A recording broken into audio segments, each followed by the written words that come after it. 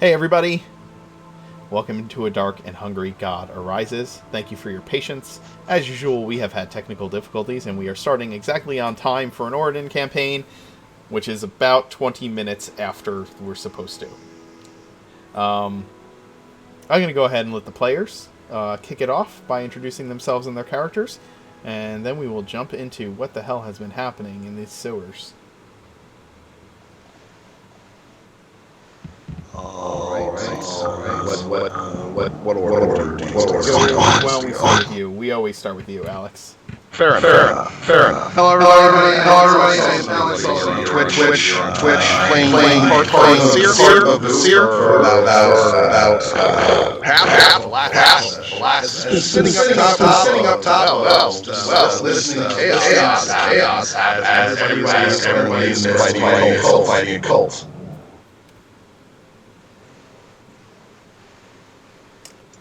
Nor?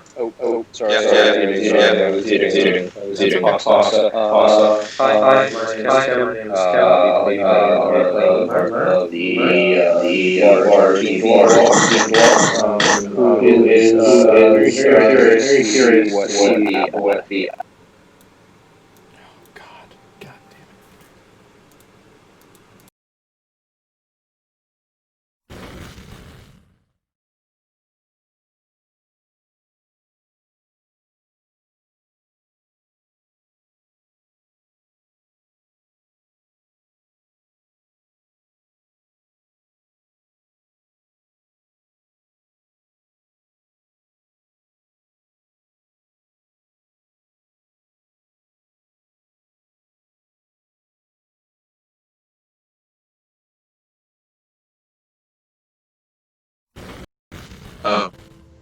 Sorry guys, Skype disconnected for a second. It is back up and running. I apologize. Okay, so Mirth, we were in the middle of you introducing your Bard Fiendlock. So yeah, playing the bard, and I'd say he's just very curious to see what else lies down here with the aboleth. Hi, I'm playing the Half-Life cleric who's gonna try and keep the whole party alive today and not get charmed. I'm Rick and the Loophole King. I am playing Serani, the resident shambling mound myconid crossbreed who is here to avenge the fair people of Anchor and slaughter this giant beast and take its heart. Hi, I'm David, and I am currently at one level of exhaustion in real life.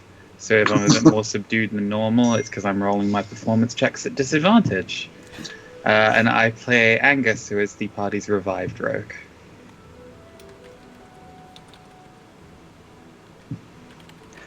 And I'm Justin, playing Felix, the gnome divination wizard that has asked, begged, / hired this group for help versus the Malevolent and Aboleth.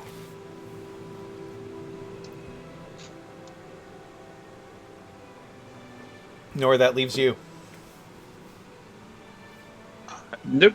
No, already introduced Luna. Yeah, Nora introduced Luna. Yeah. Did I? Okay. I'm losing my mind.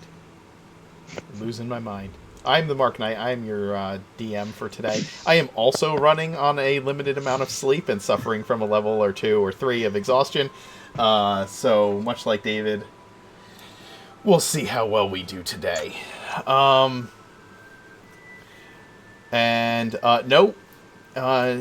No, Mirth, you do not get a short rest. Vasir started his rest before you guys got down the well, so it has been several minutes of combat and whatnot, and then by the time he gets down, finds you guys, and reconvenes. He has started a short rest far before you guys did, so at least a few minutes before you guys did anyway.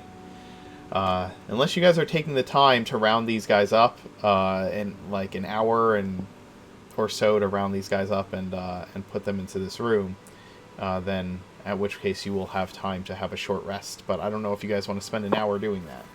You tell me. Swanee doesn't.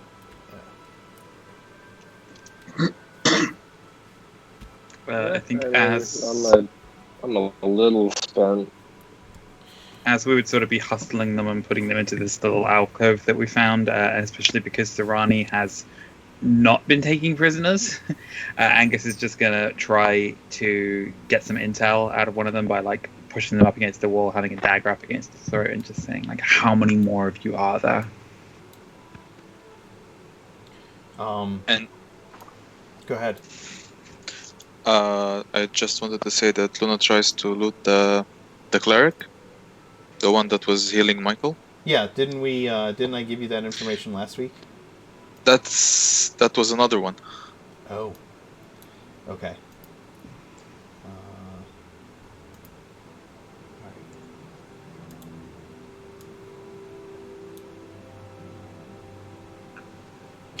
Audience a little more light here to see what's going on. Sure.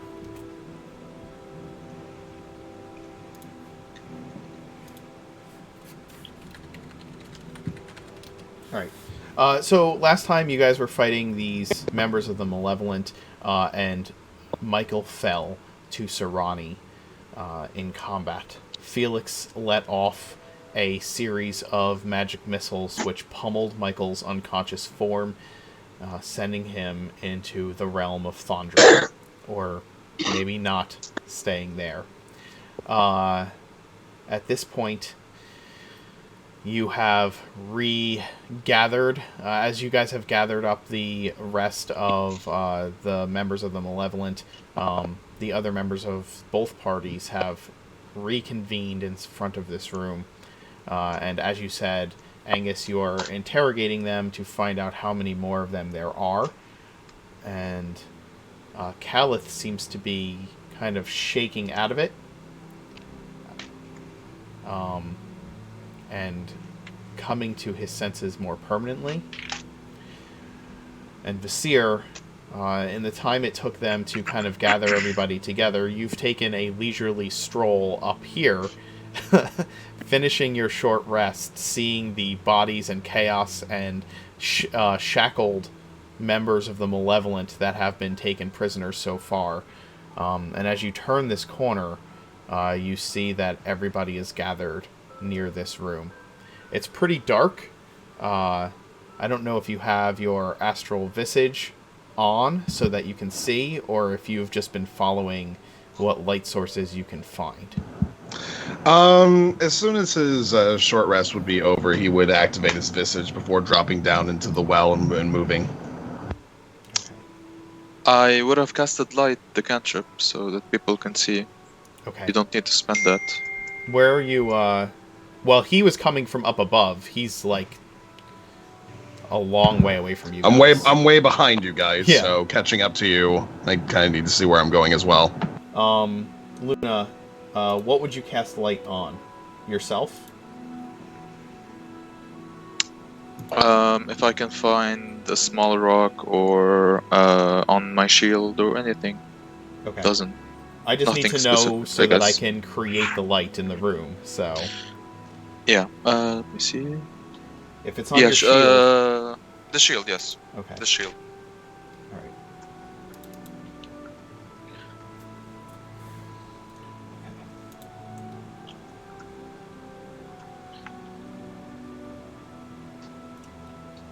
20-foot radius bright light and an additional 20 feet dim light.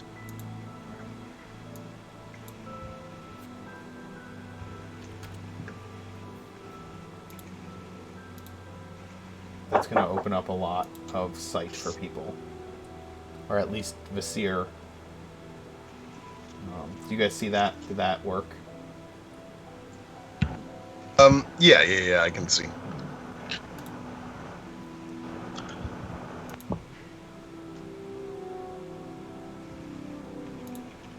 And Luna, I will tell you what you find on this cleric.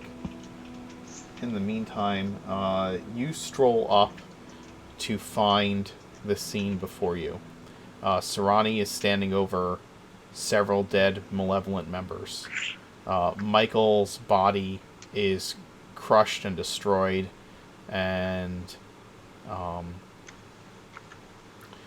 pummeled by magic missiles. You can see the bruises all over his torso and face where this has happened. He's kind of piled into a corner. The rest of the malevolent that have been down here are manacled or tied and thrown into this room with Angus standing over them, interrogating them. And that's what you find down here. She examines Michael's body, and she'll look at Sorani and Angus and ask them, was it worth it? What, to slaughter him? To kill him? To make him pay for his crimes? Yes. And He wasn't himself, Sorani. And I'm pretty sure my spell worked on him. He was out of the mind control. It did. I saw it. He So had about Angus, 3 was it- seconds. And in those 3 seconds, he said exactly one thing. Genevieve. Not any of the people of Anchor that he murdered. None of them even crossed his mind. No, just the pretty lady he had a crush on, and oh, he was oh so upset that what would she think of him? Angus just spits on the body. I don't take pride in what I did, Luna, but don't expect me to feel sorry for him. I take extreme pride in what I did. And I will take even more pride in slaughtering the rest of them if it weren't for this one. And Sarani motions to Corin. If this one did not want to arrest them all, there would be a pile of them here. What would you have done if I was the one mind controlled? Luna, do you think you have it in you to kill 100 innocent people for no reason? Even if you were under the control of an evil creature that was influencing your actions, do you think you could do that? Kind of a moot point since you weren't the one that was enslaved anyway. And besides, none of you killed Michael. You didn't break any oaths or anything. We also I didn't did. kill Khaled. He was under control as well, and he's fine. Because he didn't kill 100 people for no good reason. As long as your conscience is fine. And she walks away to here, waiting for Vasir to come. Oh yeah, Vasir strolls up.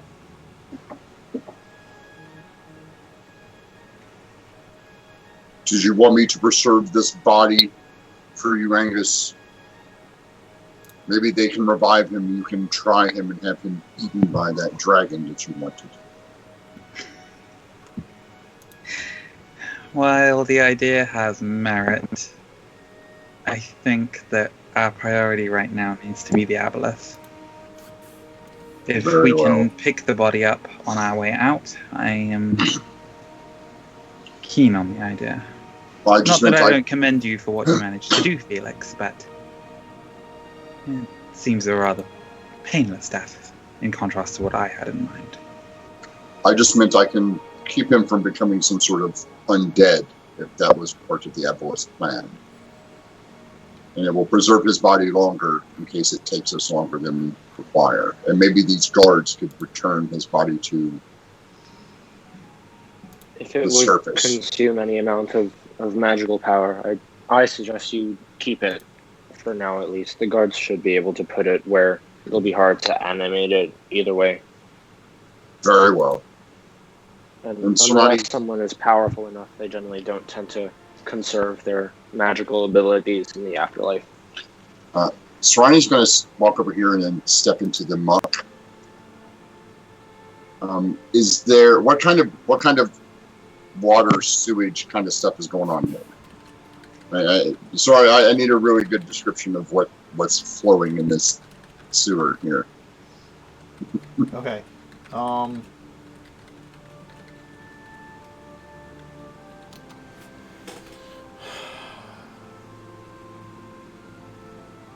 The waterways here. Go ahead, Alex. Sorry, I'm just making sure that you can hear me. I can hear you. Yes, I can hear you now. I can hear you now. Continue. Go ahead yeah. Okay. The waterways here are. They're not. This is not sewer water. Actually, this is water that is being channeled up into the city, or was at some point. It kind of is flowing water. Is it fresh? Kind Ish. of. Ish. This part of this system of waterways hasn't been in use by the city in quite some time, not since the well was ruined up above, so it's fresh-ish. Alright, Sarani's going to reach into his chest, pull out a small piece of the form that is growing in the cave that he took with him. Okay. And he's going to rub it in his hands and then spread it inside the water. Okay. And he's going to say, "You're a great one. Maybe you can influence more of this world from here." And hopes that some of it kind of spreads thinly through the water and kind of takes these spores that that Sarani collected, and hope it spreads to more of Horde and to give us a better fighting chance against the Queen. Okay. Having arrived at this whole thing, the seer will sort of glance around, see all the dead bodies, spot Michael's remains, and just sort of like kneel down and take a look at them to verify before nodding after a moment and heading over to Luna. So it seems that Michael was not allowed to be saved. I guess not. I suppose think I should not be surprised. He deserved a fair trial. In my mind, he wasn't himself. But I guess his friend decided otherwise. I do not personally believe that anybody here is capable of realizing these things on a rational level. I don't expect much from Sarani, so being a part of this is something that I foresaw. Angus was clearly driven by emotion, anger, another thing that I foresaw. And as far as Felix is concerned, I cannot even begin to fathom the depths of their relationship together that would cause him to be as aggressive as he was in making sure that he would die. I think that everybody is being irrational, but then I am also in the minority, so there is nothing that I can do about it. He went after Genevieve's family. Tried to, at least. That wasn't going to be forgiven. Whether or not he went after someone's particular family that he cares about in an obsessive-compulsive fashion does not really mean anything to me. I knew him as a person, and as such I recognize him as such, and seeing him dead is unfortunate. Especially when there could have been other ways in which to inflict justice upon him that would not have meant getting blood on your hands. Felix just shrugs. Visir, if it helps, he didn't go down easy. I hit him multiple times, and that seems like the sort of thing that would normally snap somebody back to themselves. But he didn't. Perhaps, He wasn't perhaps just not. under its control, he was clinging to it.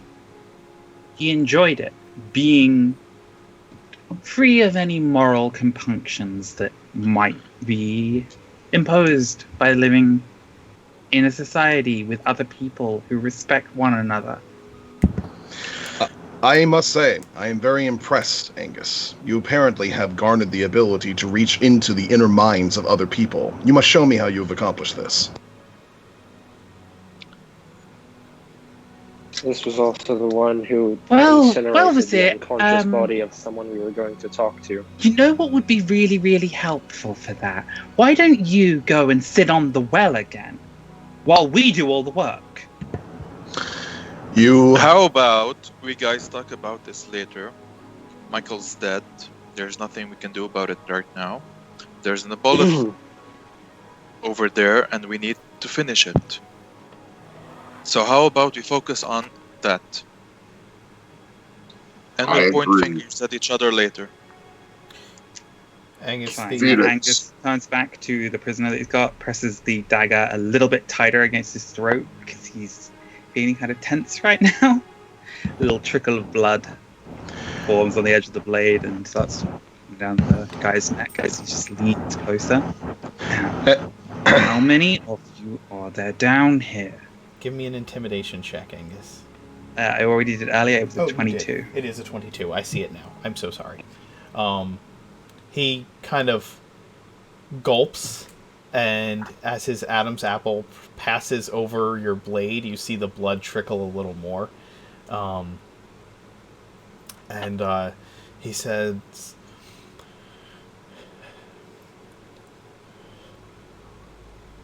What's left of us have already started moving to the other end of the sewer. There's just a token force protecting the Master and Malavar. Who? I'm not hearing a number. Cicero. On this end? Maybe 5, 10 people? 5, 10. In our secondary location, 30 or so. Where might this secondary location be as well? South end of town. That's half the town. Where? Under the well at the south end. There's another entrance to the sewers. Do you have a thing with wells or something? They access the sewer. So, okay, fair enough. You're getting predictable. That's not a very good thing. Thank you. Mirth is gonna bend over and then pick up Michael's amulet and staff. Okay. I'm going to keep this one, he says as he jingles the amulet. It'll help me. If anyone would want this, I hear it's usable by those with a connection to nature or the divine, something above them. And I'll gesture it out to Sarani and then Luna if either of them wants it. Luna will approach and take it. Luna, Kind you of spent raise some his time. eyebrow at her and shrug. Okay, enjoy. As you've been... Angus is just going to pull the dagger away from the guy's throat, sort of reach out with his free hand and just rub the bead of blood that's formed. There, now that wasn't so difficult, was it? Now, you're going to go with our good friend Captain Corin here. And he's going to take you to a nice, cozy cell where you'll be safe from your master. Captain Corin and his men have started gathering those members of the Malevolent and kind of leading them in groups out of the sewer already. The holy symbol and pendant you find, Luna, you don't know much. You don't get a good sense of them. You need to do more time researching what they are. But the holy symbol certainly looks very similar to that drawing that Mirth did the other day of what an aboleth looks like. And as for the investigation for the cost of the pendant, I have proficiency in jeweler's tools. Would that give me any insight into gem prices? Yeah, if you took the time to do that, yeah. All right.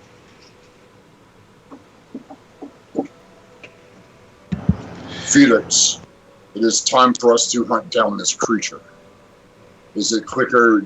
Do you think it would be quicker to go through the sewers or above ground and drop down in on them? We're after the creature. So, through the sewers. It's just a little bit south of here. Very well.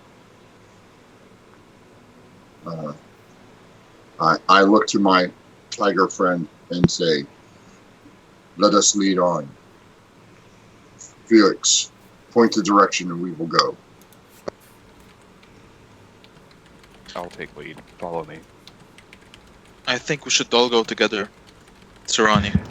We are merely talking about marching orders, Luna. Do not worry. We're all leaving together. Yeah, it would be stupid to split up right now. Okay. I'll be in front. So if we're going to line up, I'll be in front with Felix right behind me because I can see further than he can. Okay. Caliph is going to stay right next to Felix. He's not saying much at the moment. He's not really completely sure of what to expect from this point on. But he knows that after what happened with Michael, he's not taking any chances with Felix. Oh, Caliph is coming? No, he's going up. He's going with Corin. He won't leave Felix's side, and if you make an issue of it, so will he. I will definitely make an issue of it. Sarani, it's fine. I don't trust him, and I don't want him with us. I'm fine.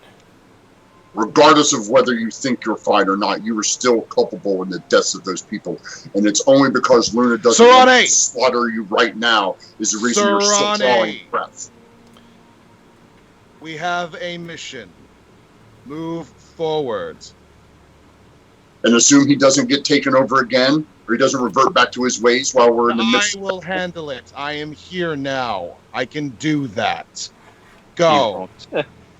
I've seen his future. He is fine now. Sarani, I trust think Felix. about it this now way. is no time for infighting. We know two people who are under the sway of the Aboleth, Michael and Callus. What did Michael do? He actively drew people, innocent people, who he had no reason to kill, into a trap so that he could maximize their deaths with a single spell. What did we see Callus do while he was under the control of the Aboleth? Step in to defend Michael from us as we were pursuing him. This creature can take control of people's minds, but it can't alter their fundamental personality. It can make them a little more willing to be evil, but Callus behaved as I saw him before, rallying around to defend his allies, even when they didn't deserve it. Very well. I point to Vizier.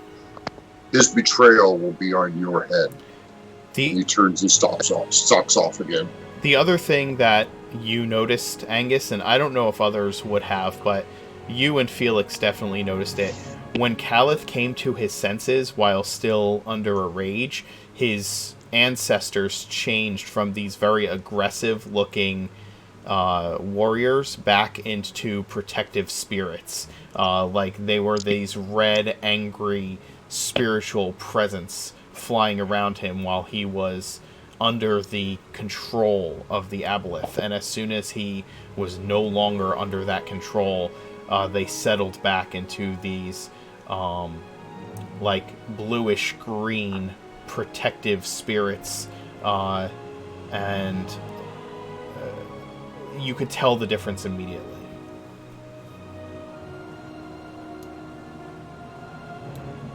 So I'm assuming we're moving to the next map. Yes. Okay. And I will have to rearrange some tokens down there once it switches over. While walking to the other part of the sewers, Luna approaches Surani. Surani, what's wrong with you? Why are you this aggressive? What do you mean? You've never been this bloodthirsty before.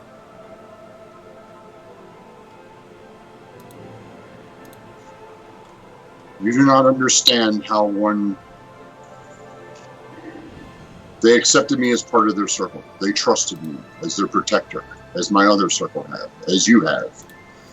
Members of the circle are not to die under my watch. That is not something that sits well with me, especially these small ones. The elderly and the adults could have fought back, but the small ones don't have that ability. They are to be protected. What they did is unheard of in what little society I have had. Even you humans and others don't prey upon the children. That is something I cannot abide. I need everybody who is not Mirth to put your tokens in the upper right-hand corner of this map, and I will put you on it in your marching order.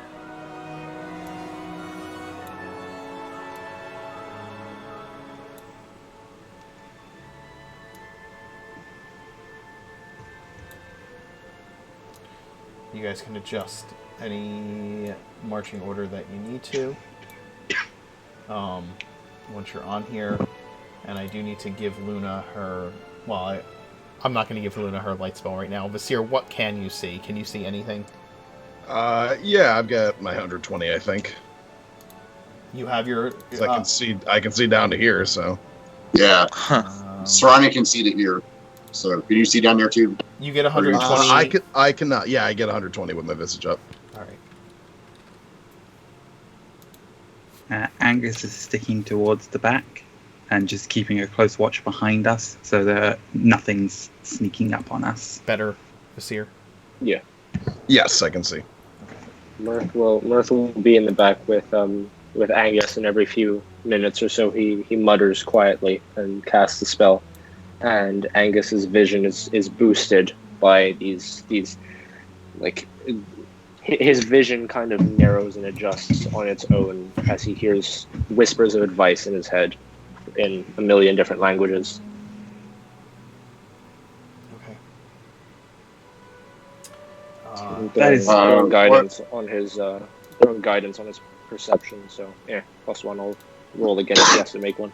Okay.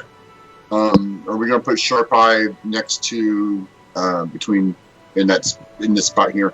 Sharp-Eyed had not met up with all of you yet, had he? I thought he was still fighting over here. Yeah, he was. At the end of the combat. So. No, I think we said that Sharp Eye would take off after Sarani afterwards. He dove into the sewage and came to help Sarani with his full speed. Okay. Then, actually, I think she would be up here, and you guys would be like this. But regardless, Felix, you need to lead them down. You catch up to Genevieve and the Knights and Corin up here as well.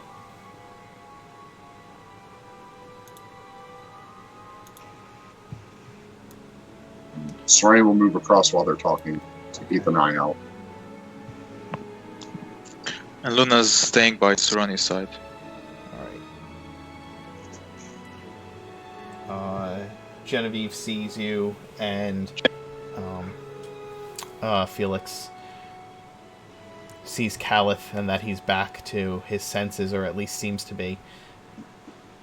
Where is he? Dead. I made sure of it. She nods, kind of sadly, but also like this is the right thing, kind of in agreement with what happened, but also like, that at the same time that she was ready to see Michael dead, it kind of grates against Jen's morality, right? That's not really the type of person she is.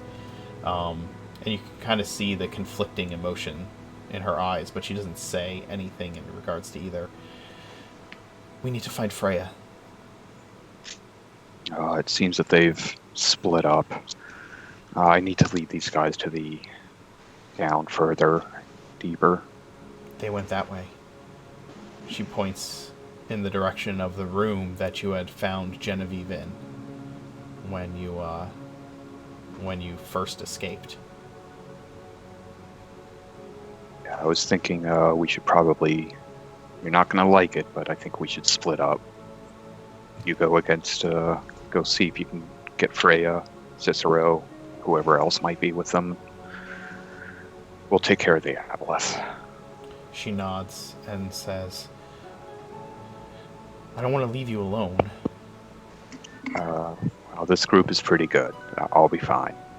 Take Caliph with you. He's okay now. Just in case I gave him the bag. She nods. He's all right?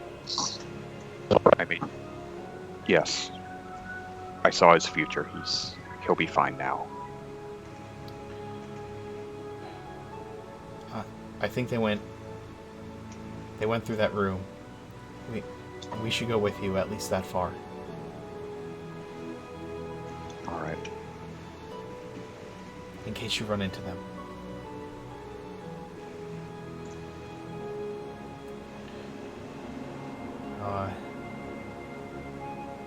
Do you want to lead the way?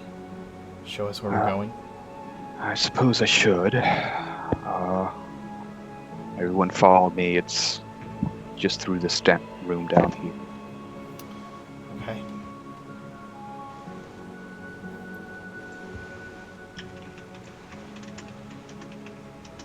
Let me move the... Mark, you want to let me move our cat friend? That way you don't have to keep doing it. Sure. Yeah, if you want to slot Sharp under my control, I can handle him as well. She doesn't actually... She's just a token. She doesn't actually have a character sheet, but I will see if putting the token under your control will help.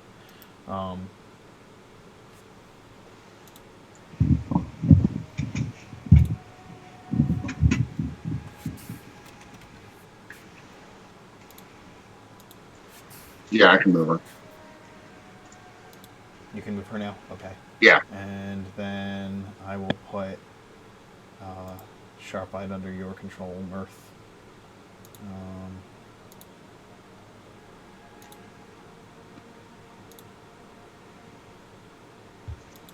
Actually, rather than doing that, I will go to...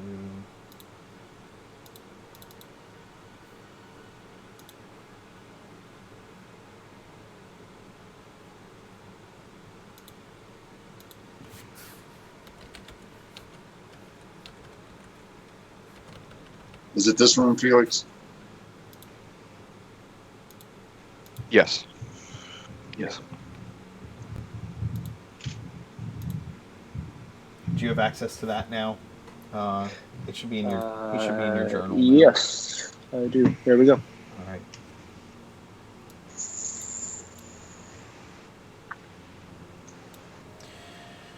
Felix, the grate in the floor has been left open, almost like an invitation. Yeah, I'll take a quick peek down and see if I can see anything. Sure. You look down and all you see is that ladder that you climbed up and the floor beneath. You can hear the dripping sounds, and you also hear the slurping, gnashing sound of those mouthy creatures down below.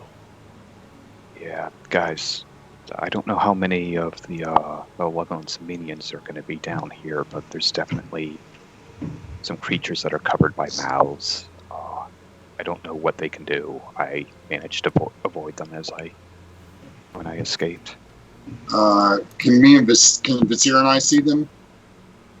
If you look down, you can't see them. He doesn't see them, but you can hear them. How deep is the hole? It's, what was it, like 30 feet? 30. Was it shorter than that? Like 10, 15-foot ladder? I don't remember. 20 to 30? I don't really remember. 20 to 30, yeah, I thought so.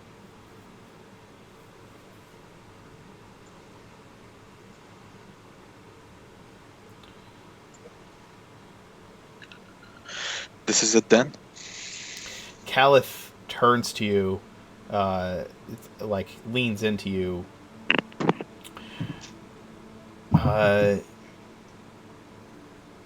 If I remember, this was their plan.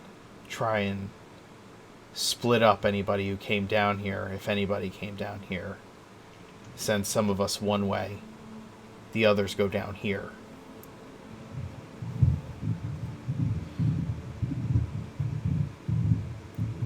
It's foggy now. That's what I can remember.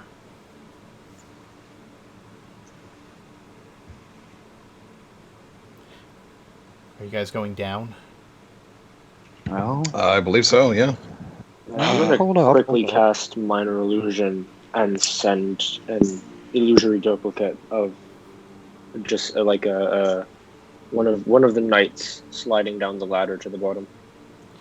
I mean, you can't move a minor illusion. You put it in one Well, space. I'll at 5-foot cube at the bottom. It's him dropping down from the ladder. Gotcha. There's no immediate reaction that you can hear to the illusion's presence down at the bottom of the ladder. Okay. Well, nobody's waiting at the bottom with a sword to the head. Is there a way to have eyes down there to see Yes. what's happening? Without I, any of us getting down there. Yes. 1 second. Steve. I summoned Steve. Okay. Steve, I need you to sneak down there and take a peek. Tell me what you see. And I will send Steve down the ladder. Well, he'll fly. And then I'll focus my eyes through his. Okay. Sorry, I can make him invisible if you want. No, that is fine. Steve is fine. Okay. Monsters aren't very intelligent.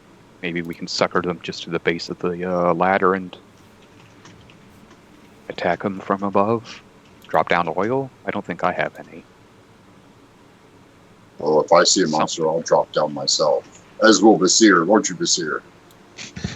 I'll be able to drop down without a problem. No, he dropped all right.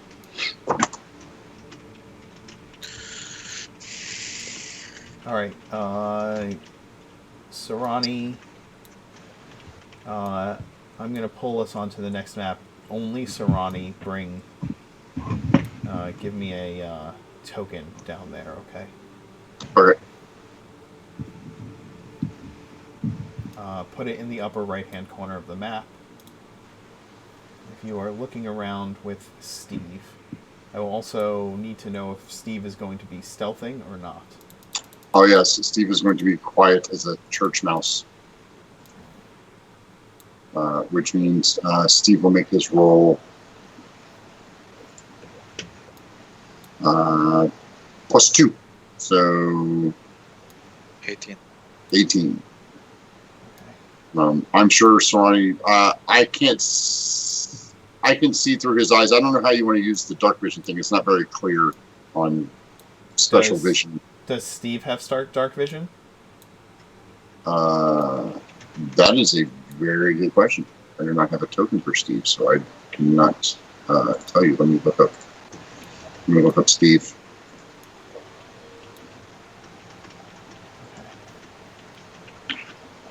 For some reason, my lights are not active down here. No, Steve does not have dark vision for some reason. Did the torches run out of fuel, Mark? Must have.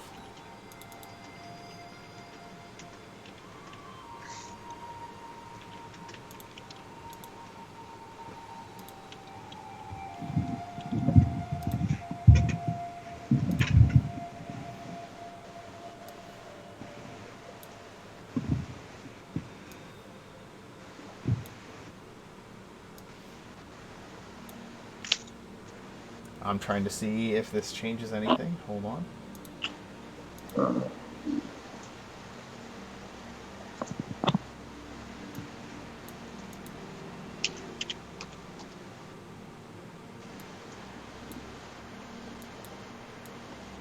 Actually, I think they are working.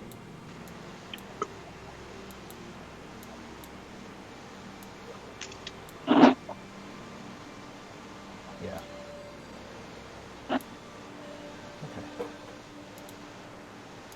Okay. So, no, I have Steve's vision. They're working. Okay. You have Steve's vision. Steve does not have dark vision? No, Steve does not. Okay. So I'm zoomed in just on my token so Then I can't see anything. I'm going to... where'd you put yourself on here? Top right-hand corner, as far as...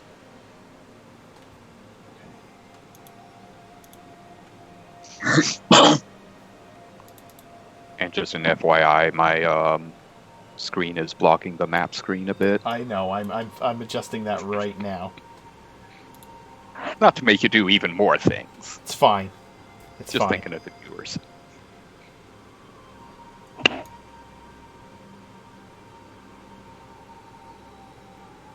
We're going to put you right there. There.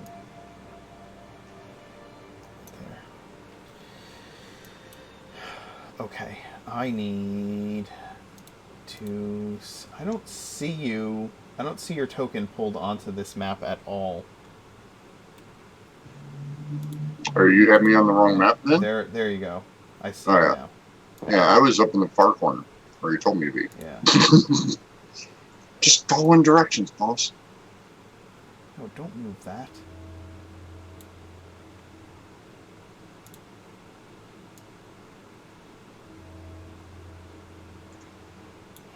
Alright.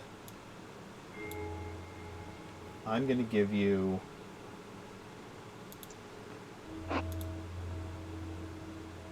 a different token for now. Sure. That has the correct vision.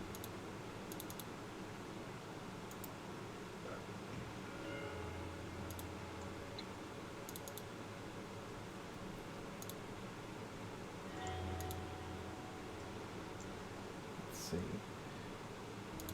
You may not be able to see this right away, but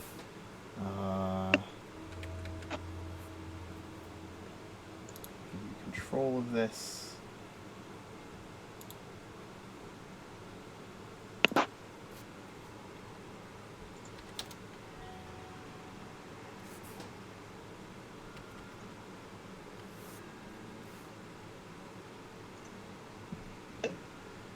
You don't have dark vision, so it would just be has sight. Can you see through this token that is on there, Rick? Aha. Yes, there we are. Okay. Yes, All right. I now see. That is Now what, see. that is what Steve can see. Anybody else who wants to pull their token to the upper right-hand corner of the map can do so for once you guys do climb down here. But for now, Steve is scouting. I did so. Mm-hmm.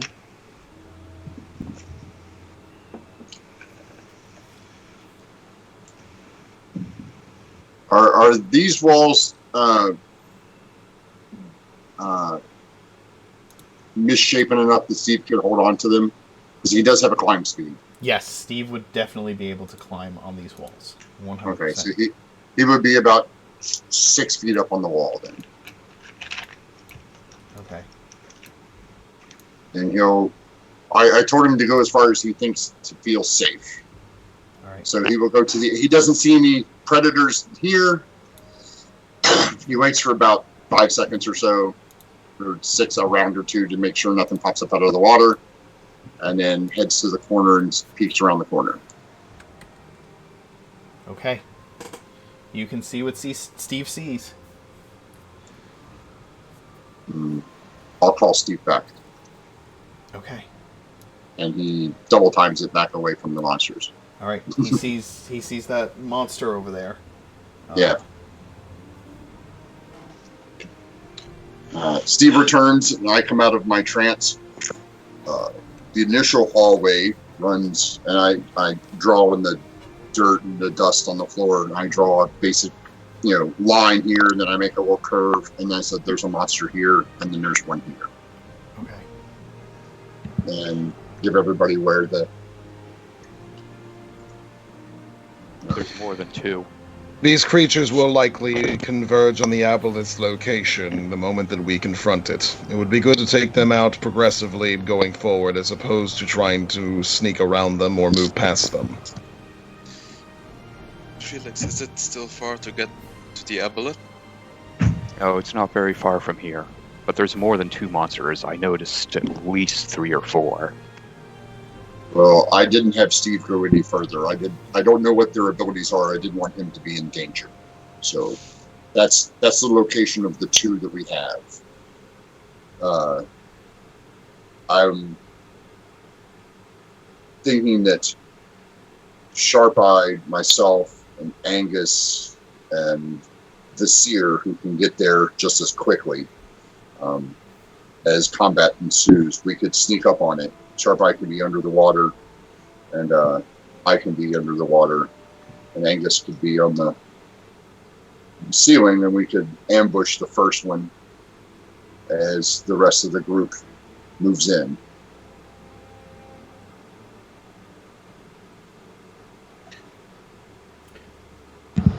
I am fine with this plan. Sounds good to me. Okay. So I'll put you all on there, and you can set yourself up. Mirth, I need your token as well, please. I did. Mine is there.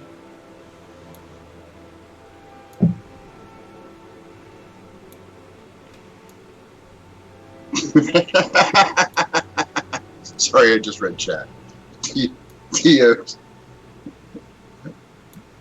You said I had a sudden thought about Oscar going to the Bacchanals and the whole scene playing out like Sir Galahad scene in the Monty Python.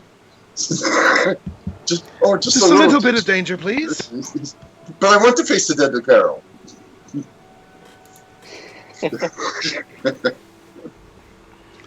I fully told Piper in the last episode that if Piper wants to take Oscar to the Bacchanals, she needs to get Mother Diace's permission.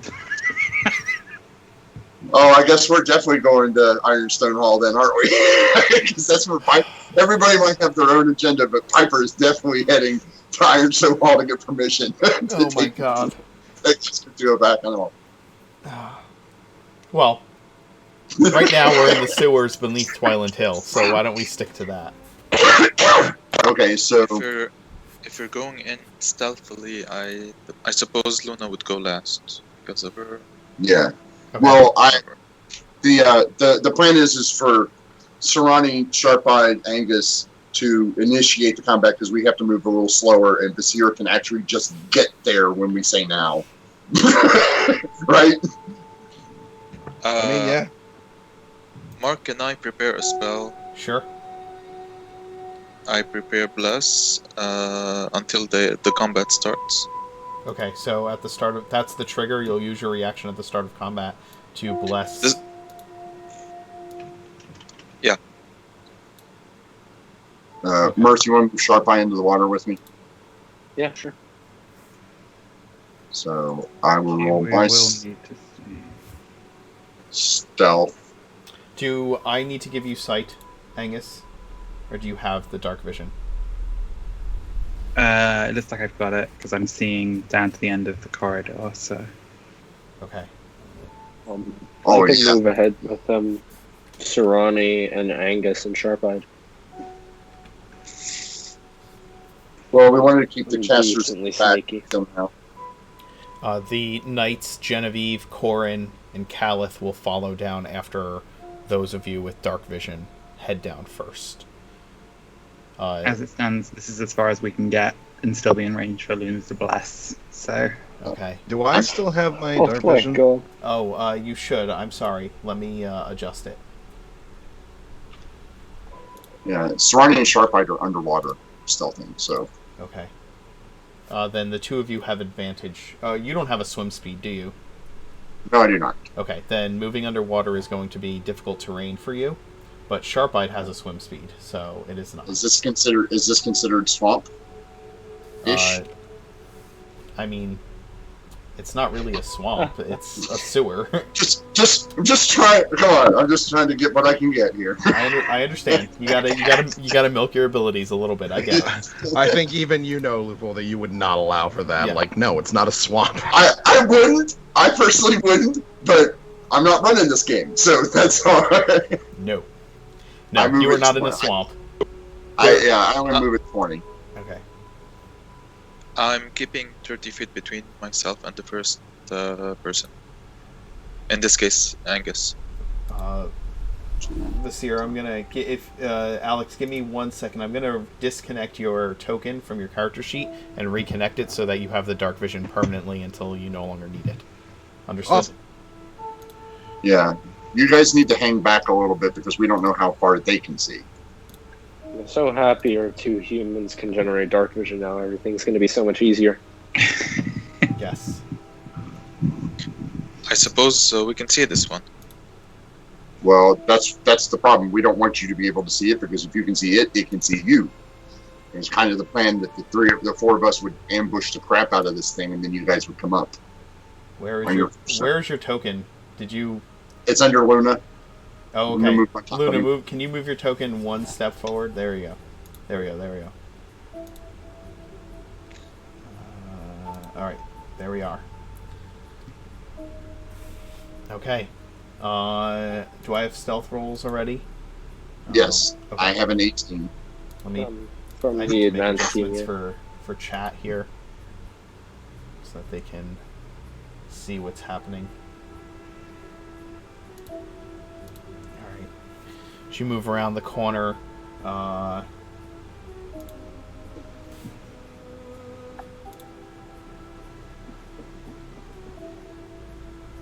you guys sneak up. This creature is just kind of moving back and forth up and down the corridor, completely oblivious to your presence. Good. I will get here. We'll put Sharp-Eyed here, and wait for Angus to move above it.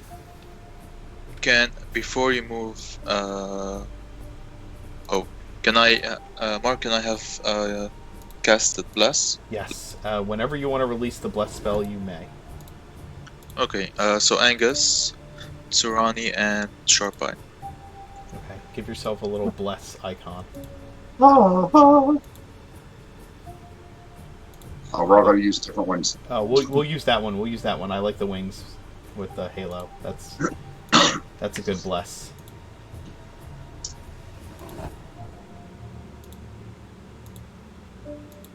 All right. You guys have the drop on it, so go ahead and we can roll initiative, and then act in order. It will be surprised on its initiative. Should we all roll? Jesus Christ. Yeah. I'm a +9. Wait, I can do worse. I hope that Luna's initiative is higher than yours. Oh god, it's a 5. Oh my god. at least she's consistent, you know? Yup. I don't understand, because how do you always manage to roll so low? Like, it's I love averages. She has gone first before once. That was during the elf. What? Once. I think I've also rolled nothing below 25 for my last 3 initiatives. Here's the thing. This is Luna never Rub it in, yes. Luna never ever rolls higher than 10 for initiative. Ever. Like, it is a D20. She never rolls the top half of the die, except for one time. What is, like, that? The law of averages. Damn. Well, no, so I think what it is Luna is the patient type, and she wants to make sure that she gets all the information she needs, and that she can heal people because she knows that if she goes before them, Look, she can't heal them patience after is- they get hurt. Patience is fine, but this is too much. Too I patient. should save my inspiration for Initiative rolls. You can, also, if you have Bless on yourself, you can add the D4 to your initiative roll. It's an ability Bless check. doesn't apply to ability checks, actually. It's attacks and Oh, saves. it's just attacks and saves. What does apply to ability checks? There are things that apply to ability Guidance checks. does. Guidance I tag does. guidance on Yes. myself. Guide- for initiative. Guidance does, Enhance ability. Enhance ability does. enhance ability, and Bardic dice. Yep, Yes. Bardic Inspiration die. But I'm Also. not using inspiration for initiative. No, but if Luna has guidance as a cantrip, she can cast guidance on herself before rolling initiative. I could guide her, but it would only bring her up to like a 6 tops and then 9, so like it's not much of an improvement at that point. Yeah. Poor Luna. Ugh. This is fine. Yeah. Okay. You see the creature before you. Mirth, you have the first action. It is surprised. I'm gonna go easy. It is, okay. What is that again, remind me? Attack. It doesn't go in the first round, that's it, basically, right? Yes, and you're hidden from its... If you snuck, then you are hidden from its view. Oh, yes. So you're right. you get advantage on anything. Okay, perfect. In that case, I'm gonna go easy since I need to save my spells. So I'm just gonna fire off 2 Eldritch Blasts at it. Okay. I'm not blessed. That's sharp-eyed. 25. Oh, the custom damage shouldn't be there. Sorry. So it's 1 force damage. Yes, 1, and then a second beam for 3. I am a battle machine. Yes, it takes 4 damage total from your 2 Eldritch Blasts. And the blast can kind of light up part of the corridor as they hit the other creatures in the hallway, becoming aware of your presence, Mirth. Felix, you're all the way in the back. Are you doing anything this round of combat? Actually, yes. Okay. Moving. 5, 10, 15, 20, 25. And yes, I can see it. So... Where is it? Trying to set it up. Both below it. So. That's Mind Sliver on it. Okay. Oh! I will Hey, attempt wow, the okay. save. Jeez. Nice. Well, Felix, it's your birthday. Oh, we got a raid. Hey, guys. Thanks for the raid. That's awesome. Hey! Welcome. Raiders.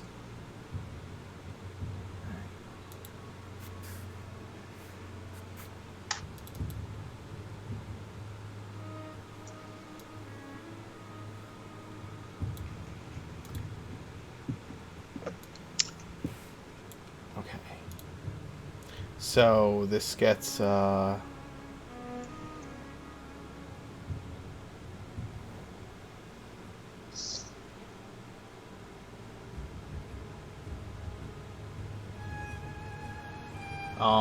just so... Okay.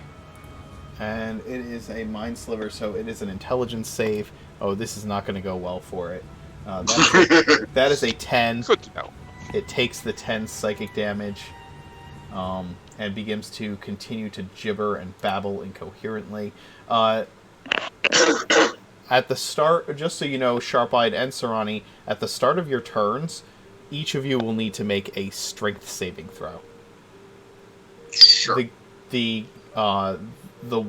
surface of the water and the ground all around this creature is covered in this like dough-like substance that it is trailing off of its body.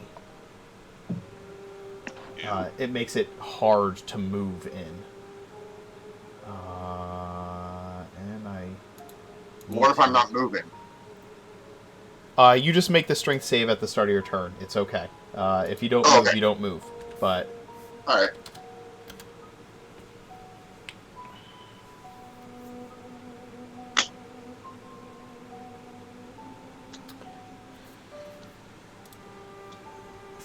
Alright, Felix, it takes your mind sliver, and it must roll a d4 and subtract the number rolled from this. The next time it needs to make a save, it just subtracts a d4. Yeah. Alright, Angus? You see the creature ahead? So hanging upside down on the ceiling, I'm just going to use a cunning action to hide, to sort of press myself against the wall around this corner, and then just poke out and fire off a Grave Bolt. Go for it. So let's do the... So that's only an 8 on a stealth check, so I think that doesn't make a hide, so it probably knows where I am now. So probably just... Well, you were already hidden sneaking up to it, so your attack roll will have an advantage. Oh, you're using your... D4. I understand. Music to hide, so it's... Yeah. You're blessed. You get a d4 to that roll. You can have a Oh, D4. right. Who knows? No, No, no. It's attack rolls and saves, not ability checks. I'm sorry. Oh, right. Yes. So do I still have an advantage, or is it just a flat roll now? It would be a flat roll since you're trying to use your Grave Bolt first, and that's what slips you up, right? So That should still hit, though. that will still hit for 16 necrotic damage for sure. The blast hits this thing right in one of its mouths, and takes a huge chunk of like gross gibbering substance, rips off of it. And then I will walk along the ceiling to get into range and stab it with my rapier. Okay. And you're staying on the ceiling, correct? Yep. Then you do not need to make a strength check at the start of your next turn. That 13 is going to hit. So that's another 10 points of piercing damage. All right. Okay. Sharp-Eyed will need to make a strength check at the start of it, a strength save at the start of his turn, as this he tries to surface out of the water where this substance is. Oh, Uh-oh. Somebody's snap, crackle, and popping.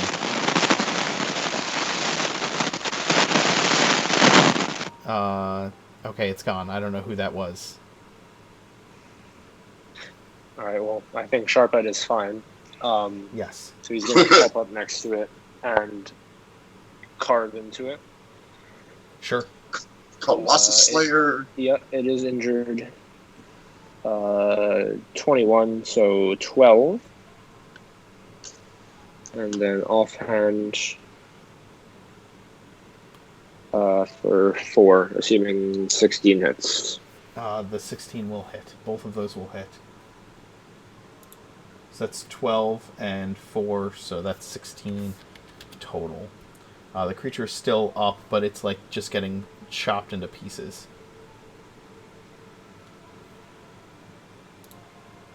Vasir? Alright, go ahead and get moving with my level of mobility. The sounds of battle are now echoing through the sewers. Muffled, but echoing. Getting here, I'll of course note the multitude of other creatures that are still down here, as well as non-creatures but controlled individuals, like one over here. But I'll continue to focus fire on this guy with everybody else. So he'll leap across the water, staff first, aiming towards this creature. Mm-hmm.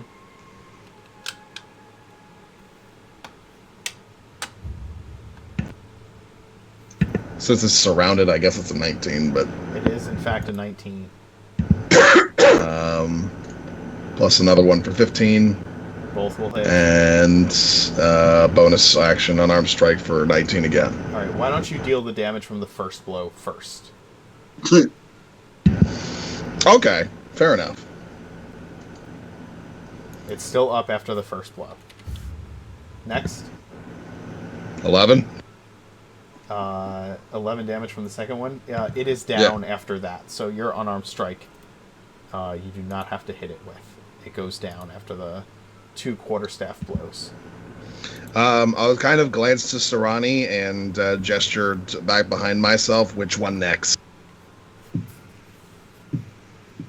This one. Vasir, what is your passive perception? 17. Okay. So I will go ahead and actually use my bonus action to head over here. Then, actually, no, behind it. There we go. So he's just bouncing from side to side on the over the water. Okay.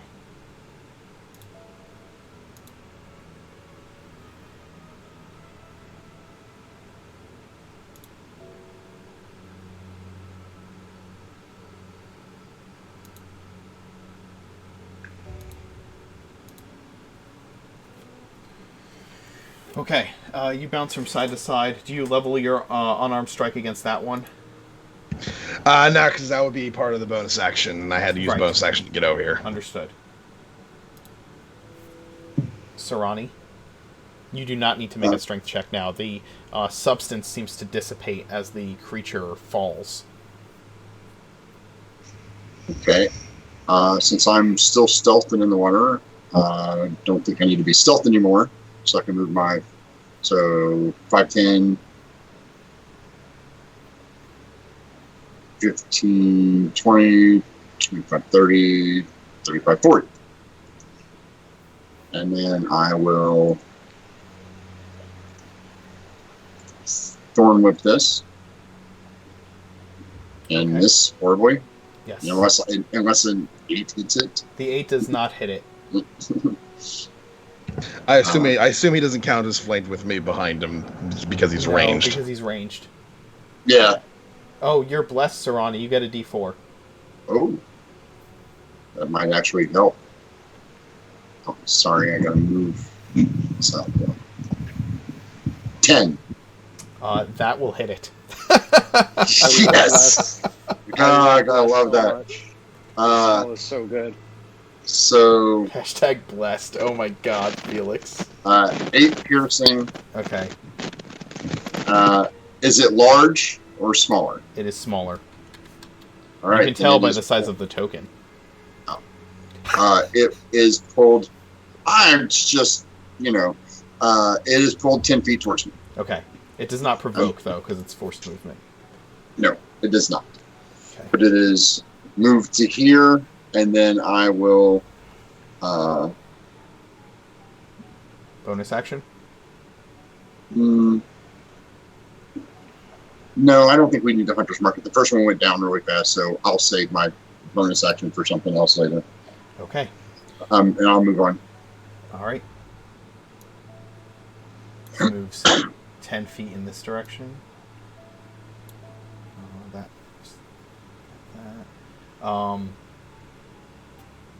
And that on the initiative order now. For next round. The creature before you, Sarani, it is going to use its blinding spittle. It starts spewing chemical goo at you from its many mouths. You need to make a DC 13 Dex save.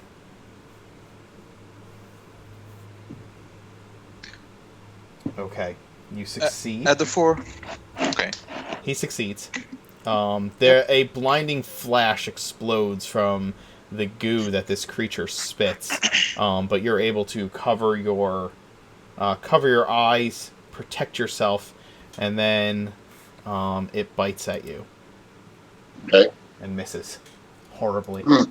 You duck down into the water as it does so.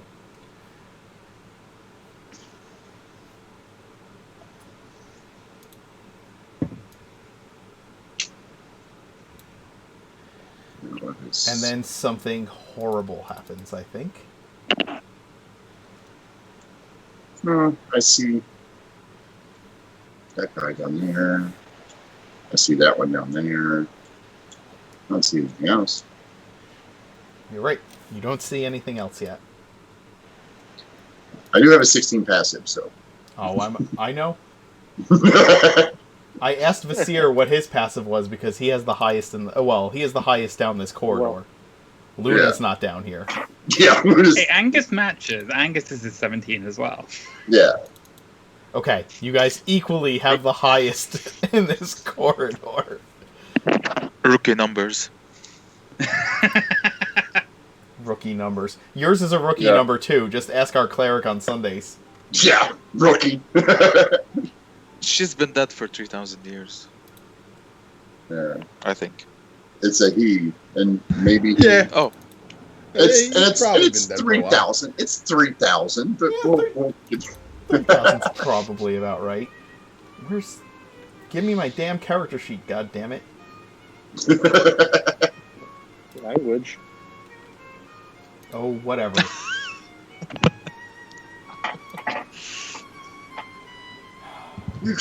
Mark out here not being PG-13.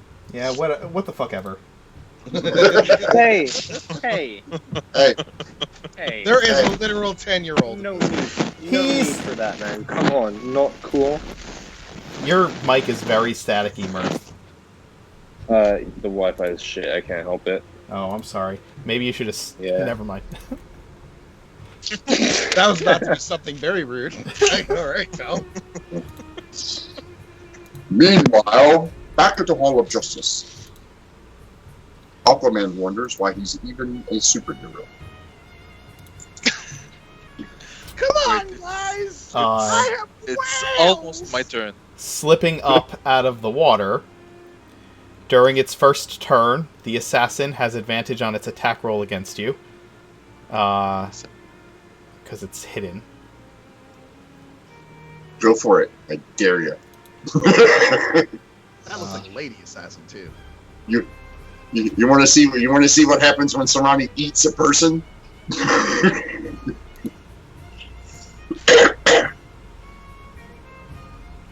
I think she's gonna miss both times, because what's Sarani's armor class? 21. Yeah. Even with her advantage, she misses both times. Yeah. I rolled like crap. The lady in black comes out of the water, like Rambo style, like slowly appears right up next to Sarani. The water kind of pouring off her form, and she tries to slash you with her short swords. And yet your instincts kick in, and you're able to get your shield in her way in time. She will then use her bonus action. Before she uses her bonus action, I want to use my reaction to that attack, please. Go ahead. You may use your reaction. Don't they need to hit you? No. One they do, the other one doesn't.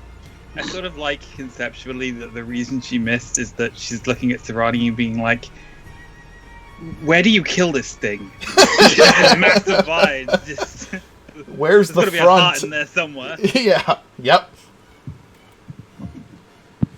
So It's not actually a D4. It's actually a D6. okay, but she needs a con save. Yeah, she needs a con save, so I'll roll the D6. I don't know why it doesn't. No, I still got a 1. So She fails. She takes the 1 point of damage. Yeah. Yeah, she strikes at me, and then as she misses both, the swarm just kind of envelops around her Reacts. and comes back. Yeah. She is going to then use her bonus action to disengage, and her movement. She'll pop up here, and then move to here. Hey, that's not nice. Be nice, Orion. Halo Spores equals Serrani fart. Alright, she moves out of the way. Luna, it's your action. As a bonus action, she clicks her boots of speed. Mhm. So it's 25 feet. There's the place. Coming around the corner, she sees this guy, I suppose. She does. She comes right here. Can I see this guy or not? Anybody who you Yes, can sir. see, you can see. You see Freya. You know that's Freya. She's been described to you.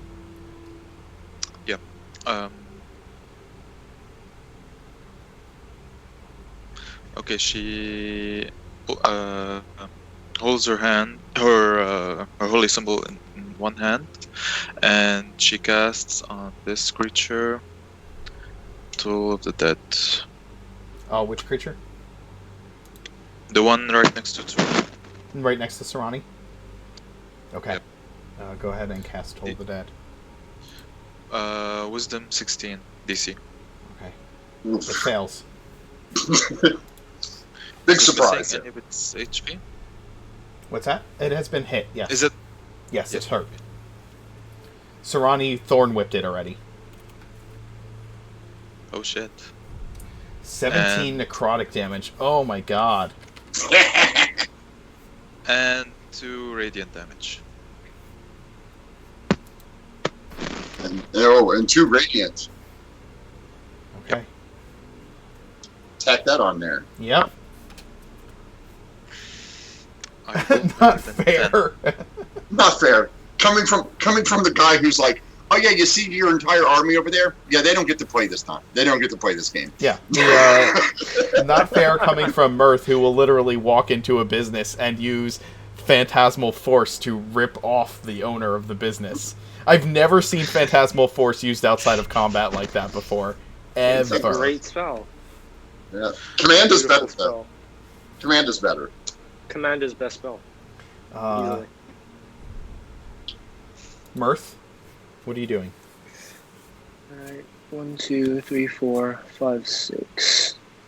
And Melter. Let's see. Yeah, two more beams at the Melter. Okay, go ahead and roll to hit. Choo-pew.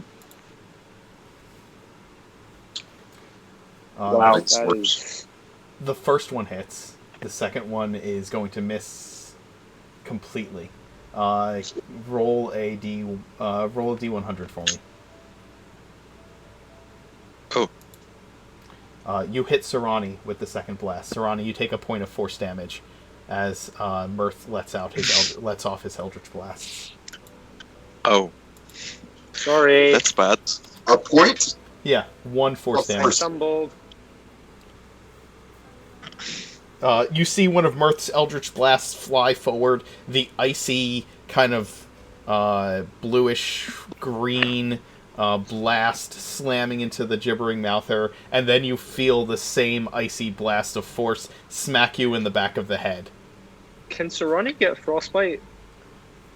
Yes, my Yes. plant. Does he wilt? A little bit, just in that one spot. He grows mistletoe in that area. No. And... Up and to the left, Mirth. Up and to the left. Sorry, I got water on my boot. I was trying to get it off. My bad. Yeah, that's it. Okay. No bonus action. This guy is going to move up to here and fire a crossbow at Luna. 19 to hit, Luna. Oh, shit. She AC of 20. Okay. Damn. He misses with his crossbow bolt. It goes wide.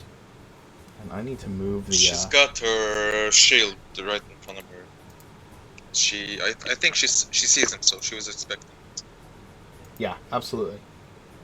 He didn't realize you saw him in the darkness.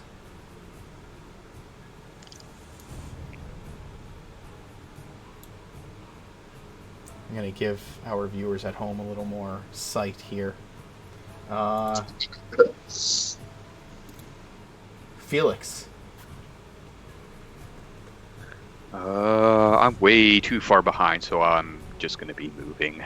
Okay. Go ahead and switch to the next person. All right. So you just dash to get in sight of everything.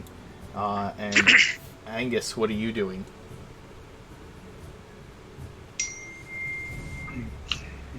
Get her, buddy. Use my movement. 5, 25, 30, 40. This is one of the most mobile groups. And then I will use my cunning action to dash and sort of do like a matrix maneuver where I run down the wall to end up sort of directly in front of her Okay. and fire like off a grave bolt as I go. Okay.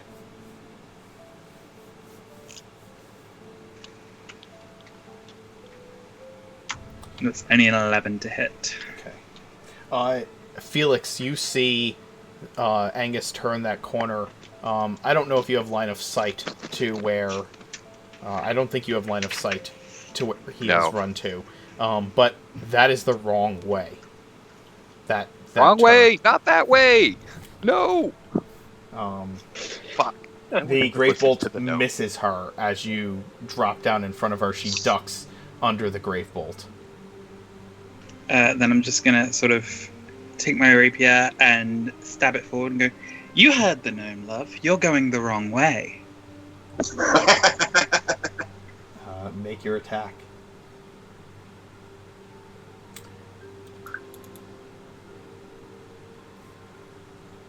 She 7 points of piercing damage. Yeah. She attempts to get her blades in the way of your blow, and you deftly slide the rapier through the crossed short swords, and actually hit her.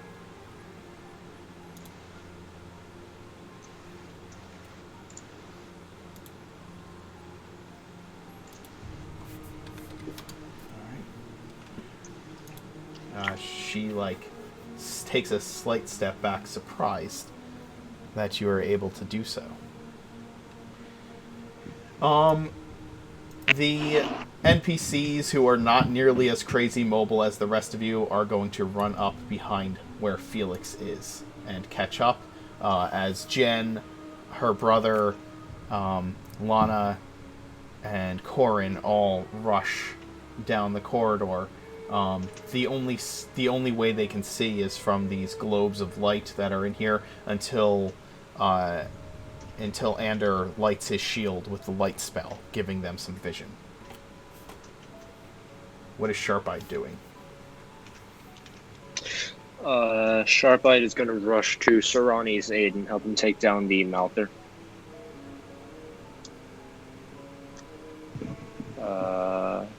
Strength save, he's fine. 2 attacks, and he's got 1 spell slot left. He's gonna save his mark for the big bad. Okay. This one is injured, right? It is. Yep. Okay. Jeez, he's good at this. Yeah. So 12. He starts carving up this thing. And then 9. 21. Oof. You do the 21 damage, and it is in bad shape right now. The Seer? Well, I guess I'm going to go ahead and take 10 steps up here. And we'll go ahead and pull one of these out. That will hit. Yes, the God Rod. That will hit as well. And that will put it down with both of those strikes. And then I'll glance to Angus around the corner and go, our way is south, not that way. And I'm going to go ahead and just, if it's okay with you, I'm just going to go ahead and just move well, let's check here first. Okay, so there's multiples there. Mm-hmm. There's one there. So I move 10 feet forward. I don't really want to, like, waste 10, 20, 30. Okay.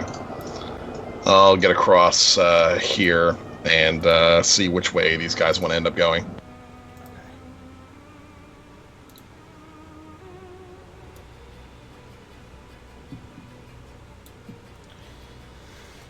Keeping the corridors lit for our audience is always a pleasure.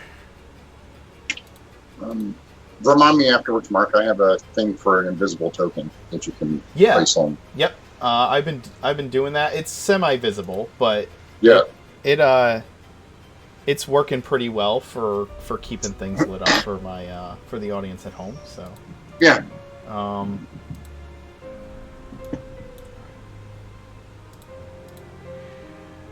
What are you doing, Sarani? The gibbering mouther is down. Angus has gone after the lady in black, but Felix has yelled that that's the wrong way, and Vasir has made it clear that your way is south. You go after her anyway. Yes, I do. Okay. And we are going to use my primal strike if I find it. Oh, wrong. Sorry, wrong character. My bad. Never mind. I was thinking of the other one. I was thinking of the other ranger. My bad. Yeah, we're gonna hit her with the scimitar. Okay.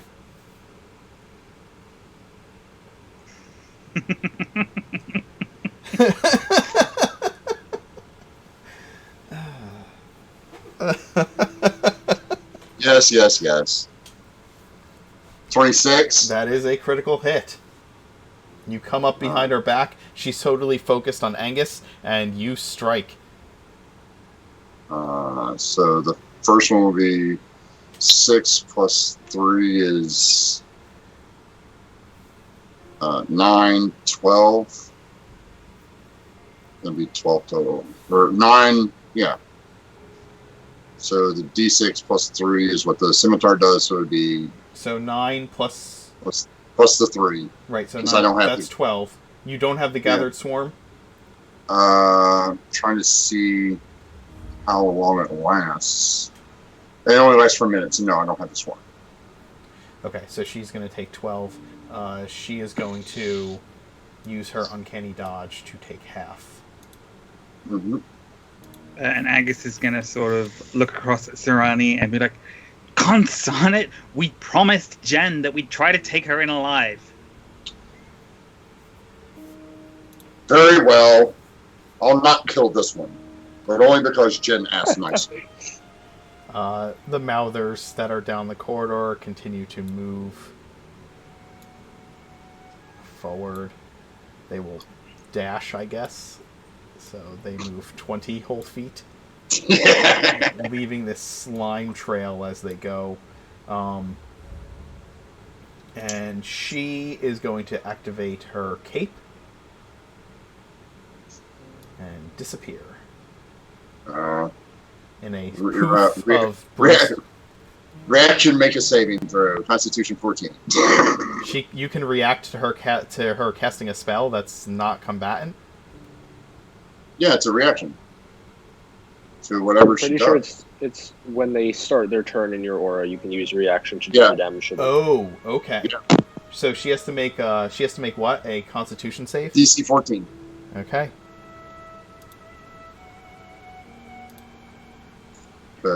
She succeeds. Okay, she doesn't take anything. And then she's going to disappear Okay.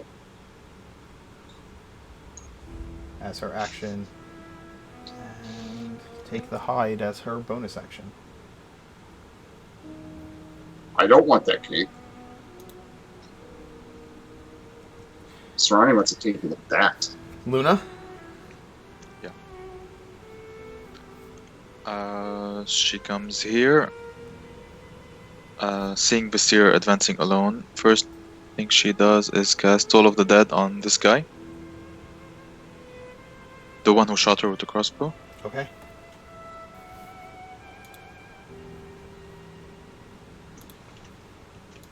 DC 16. Yep. I'm rolling the wisdom save. Roll 20's just being a little slow today. He succeeds on his wisdom save. 20. He rolled a nat 20.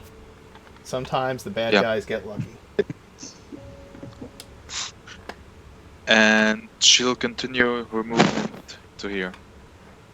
And she'll stop when she sees the other guy. Okay. And she calls out to Vasir. Wait for us, Vasir.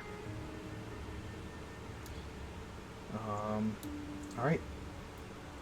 Mirth, it is your action. Okay.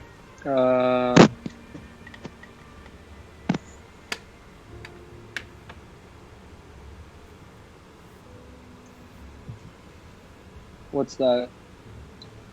That is the crossbowman who took a pot shot at Luna. You didn't see it earlier, although you saw the crossbow bolt. You kind of heard the crossbow go off, and the familiar sound of a crossbow bolt. Yeah, they can handle it. I'll help Vasir with 2 beams at this melter. Okay. Go ahead and roll your attacks. Actually, I won't move all the way down. Actually, yeah.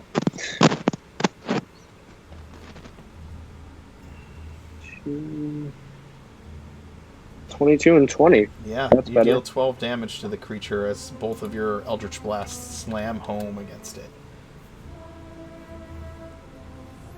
See, Sarani, I did fine this time. Oh, just keep your shoes clean. You'll be fine.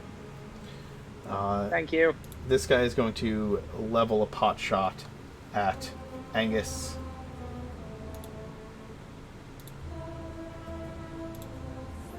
.13, which I assume will not hit. Misses.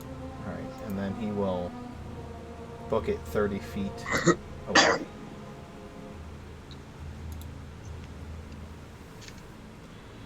Felix. The battle is quickly getting ahead of you. Yep, that's what happens when you've got like 25 movement speed. That's 10, that's 15 down.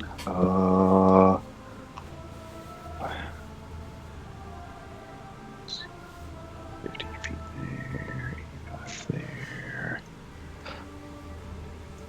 Alright. At the gibbering mouth or down there, let's do another mind sliver. Those Okay. are fun. Oof.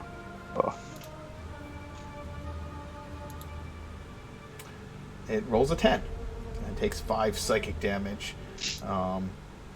You pierce its mind. Move a little bit more, and ooh, that's all I can do. Okay.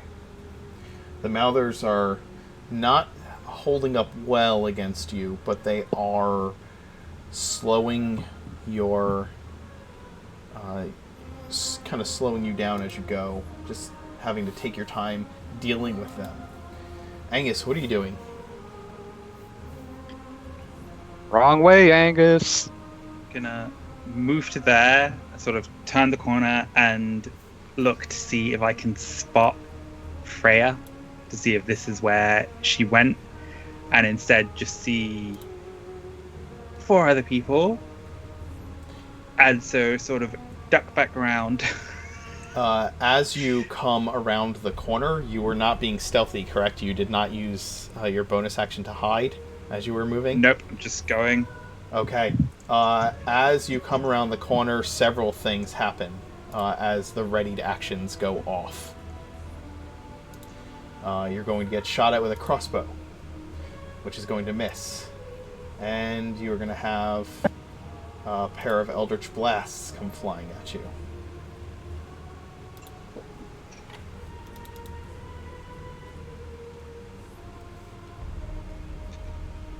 Please pull up this character sheet for me.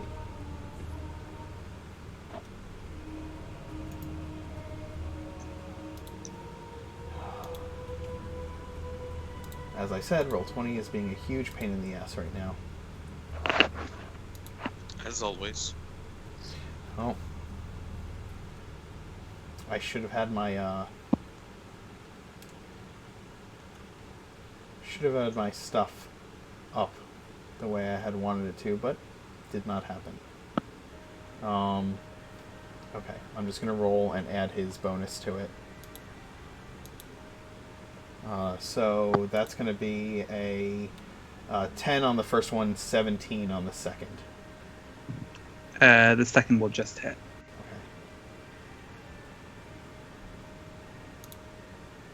Okay. You're going to take 12 force damage from that. I will use my reaction to cut that in half with Uncanny Dodge. Okay. And then I will also need you to make a...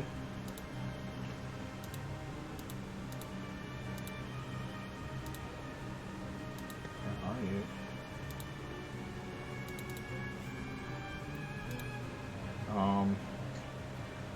I will need you to make a wisdom save, Angus. I get a 1d4 to that. That's 12. Okay, the Sacred Flame also hits you. Sacred Flame is Dex, I think. Is it Dex? You're right, it is Dex. Yes. I'm so sorry. It's Dex. My apologies. That's much better. It misses. That would be a 15. Yeah, you dodge the Sacred Flame, and then I'm going to make a Firebolt attack against you.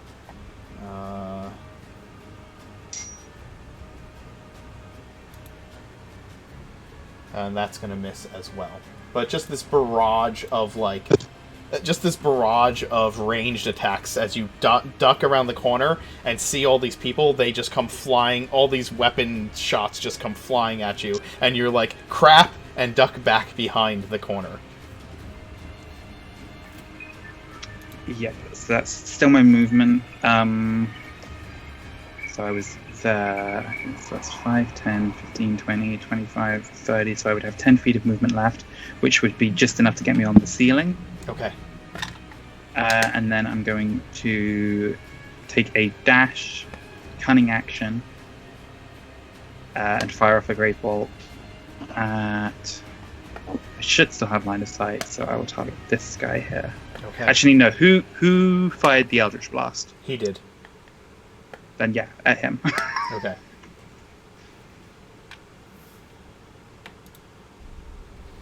All right.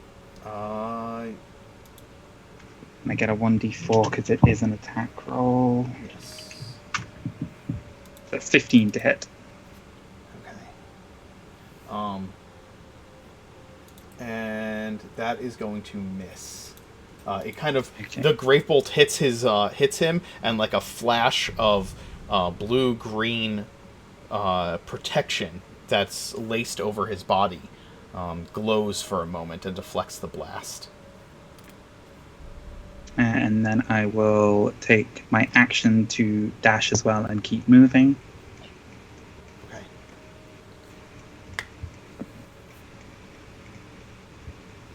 And just generally shout a warning.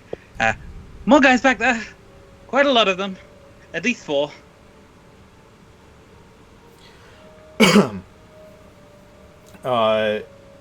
Felix, from where you are, would you have been able... Did you see Angus on the corner there? Yeah. Okay, then you saw the same Eldritch blasts that had been fired down below in the depths.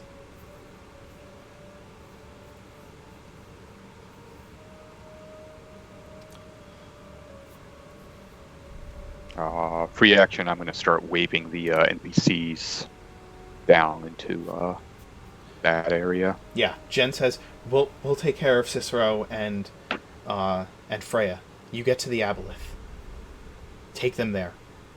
If you can kill it, maybe it'll break the control. Maybe I can get Freya back. And they will. They'll start moving in that direction.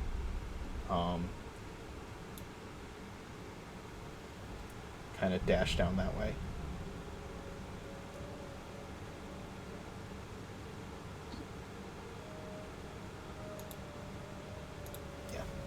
Okay, what's Sharp-Eyed doing?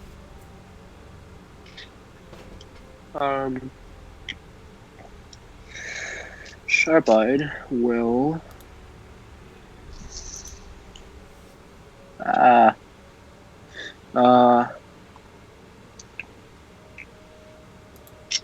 He's gonna pull out the short bow. Oh, actually, wait. Swim speed is 30. Okay. Yeah. He So swims like he right up walks. He does. He'll paddle up to here and then, like, kind of come up from the water, dripping, and then fire off a shot from his compact bow. Okay. Go ahead and make your attack against the gibbering mouther. Is that one injured? It is. You injured it. Wow, he is. Oh wait, oh yes, that was me. Right. Okay. Okay. Yeah. Well, he's doing really well. Yeah, his short bow just skewers the thing. And I just realized now that with his feet slasher, they dashed to 20 feet. With his feet slasher, it reduces their speed by 10 feet. So if he hits one of them, it's just stuck. Yeah, it has a 0 movement speed. Yep. Which is great. All right, yeah, that's it for Sharp-Eyed. Okay. Visir, what are you doing? Hearing Angus downplay whatever injuries he's received to Luna, he'll leap over here while also attacking this one, and simultaneously, almost as if he's not even paying attention to attacking this one, he'll yell over to Angus, "Now is not the time to try and be tough. We need to be at our top when we actually fight the dang thing." I'm telling you, it was barely a graze. I have excellent reflexes. Go ahead and, yeah, you hit with both of those attacks. Especially the critical hit. I like to think you were just really annoyed at Angus and just whacked it really. He can't be annoyed right now. He's in his astral visage. Yeah. Calm. Serenity. I'm not sure if 18 damage will finish it off. If not, I can keep not. hitting it. No, it will not finish it off. This one was mostly healthy when you arrived. Another 5. It is still kind of moving around and undulating in front of you, giving off these nasty, kind of dripping, drooling, snarling sounds from its many mouths. Another 9.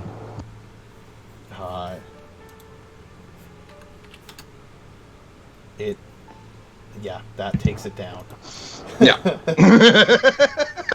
Just let me know how many times I need to hit this thing before it goes down. Well, that So depends on the smash, damage you roll. and then just kind of like plants staff into the ground, he kicks off of the wall on one side and uses it to bring both of his feet into the mass of flesh and slam it into the wall. As he lands, he like kicks off some of the goop from the creature. I told you, get healed. Sarani,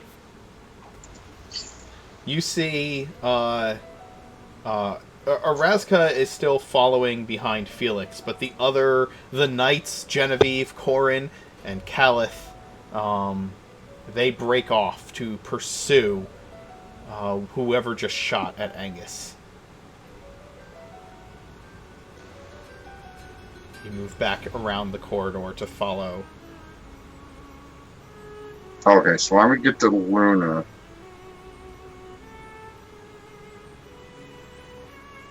Just difficult terrain. Yes, that's difficult terrain to cross that. So I was here 5, 10, 15, 20, 20, 25, 30, 35, 45. And then reaction hail spores this one. DC 14. Okay. Or wait, I have to wait till its turn. Never mind. I have to wait till its turn. Okay.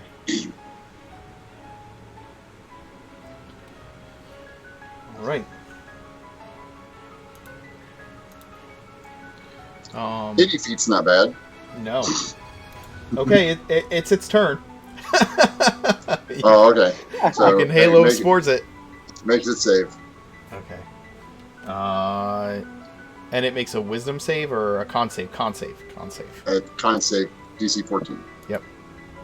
Succeeds. Okay, nothing happens. Okay. It is going to slurp its way forward, Sarani, and attempt to blind you with its spittle. I need a dexterity save from you. Sure If you ever thing. use the word slurp as a movement verb, I'm leaving this game. That was terrible. That was awful. I hated that. I'm glad you did. Then it worked. Oh It my did God. exactly what it was meant to do. A moist slurp. 22.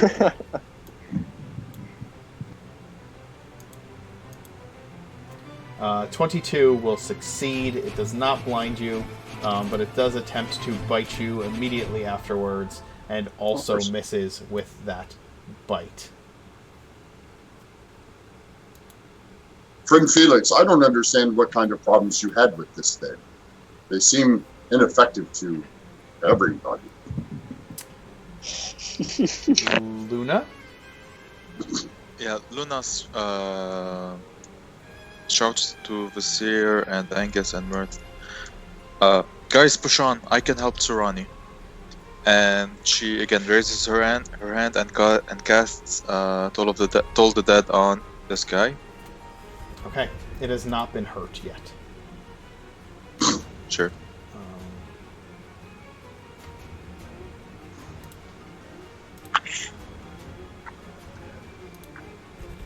But it will be now. Go ahead and roll your damage.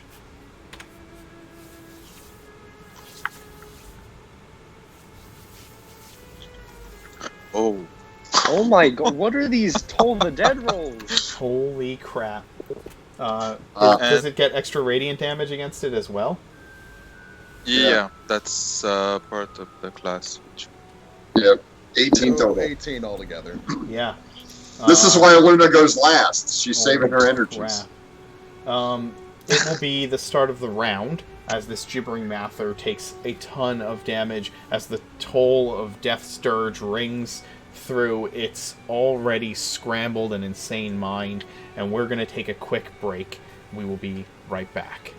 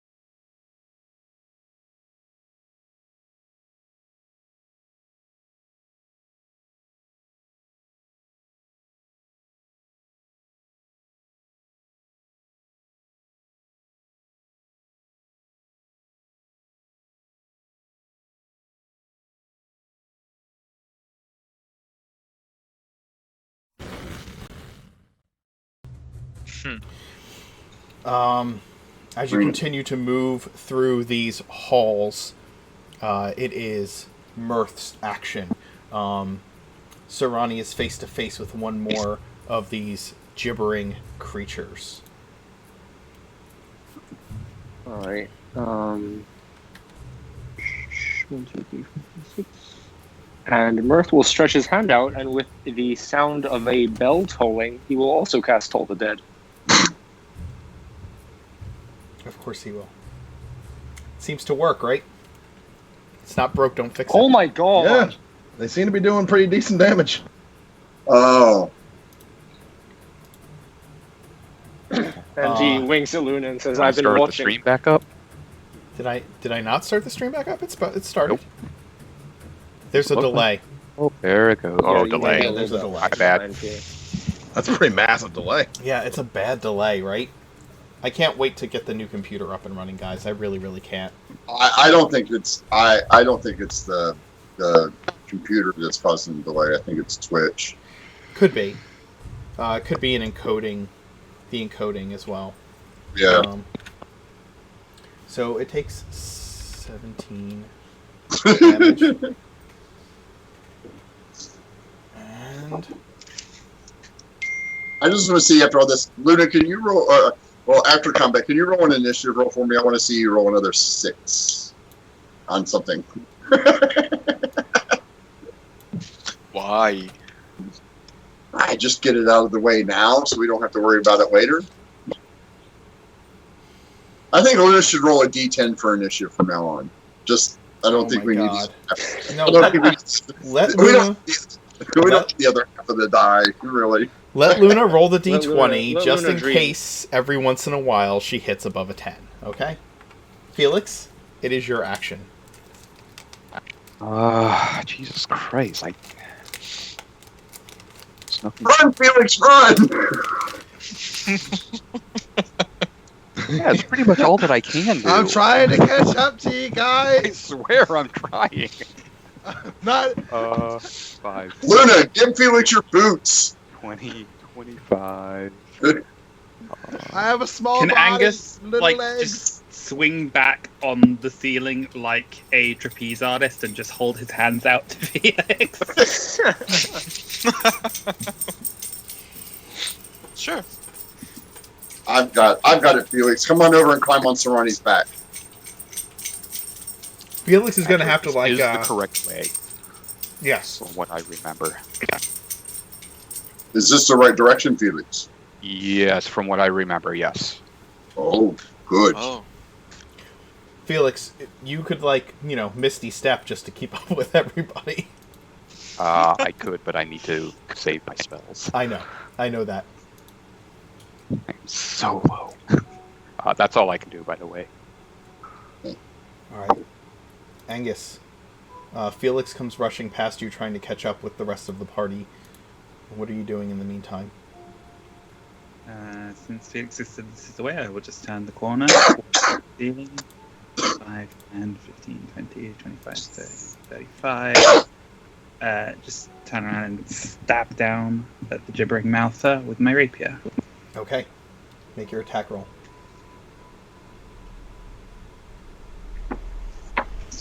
I get a 1d4 and then +2 because I'm flanking with Sarani. That still hits, yes. And you do 20 points of damage. As you stick through one of its mouths and pops out the other side, out of a mouth on the other side of its body. When you rip your blade forth, something comes flying out with it. Just some kind of goo splatters across the walls. I'm going to grab it by the head and squeeze it. Squish it, squish it, squish it, squish it. Bonus action? And then I will bonus action disengage and just keep going. Okay. Sharp Sarani's here for flanking purposes. Yeah, exactly. Actually, I should only get 5 feet of movement, shouldn't I? Because it's... Yeah, so... Okay. What is Sharp-Eyed doing? Let's think. Sharp-Eyed is probably going to 1, 2, 3, 4, 5, 6, and he'll hop up onto the plank next to Sarani and drive his swords into it. Make your attack rolls.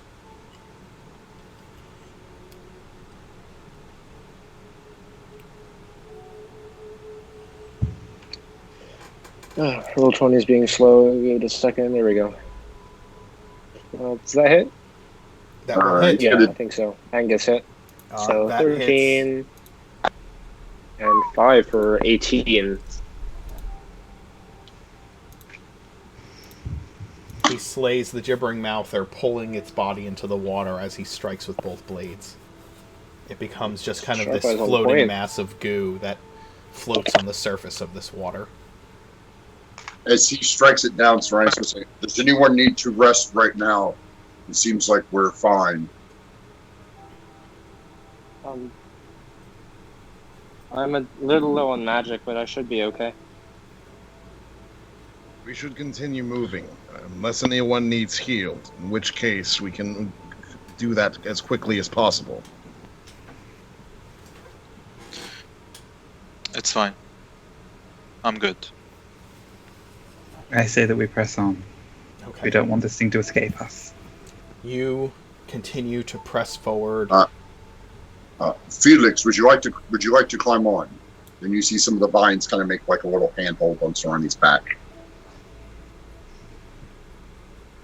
Are we still in initiative order, or we Not at the continue? moment.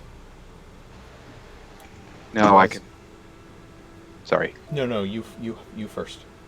It's just thank such a you, shame but you're I- not playing Tectite. You could just do the whole gnome Jaeger thing.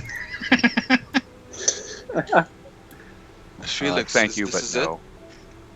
Okay. Yes, it's down this way. No, not there. I'm not even sure if Oh. that's an entrance. I believe it's just down around the corner. So Sarani will step around the corner. Okay. Do we see anything before we? Okay. Yeah, you don't see anything. So I'll kind of narrate this as you guys move Okay. down this corner.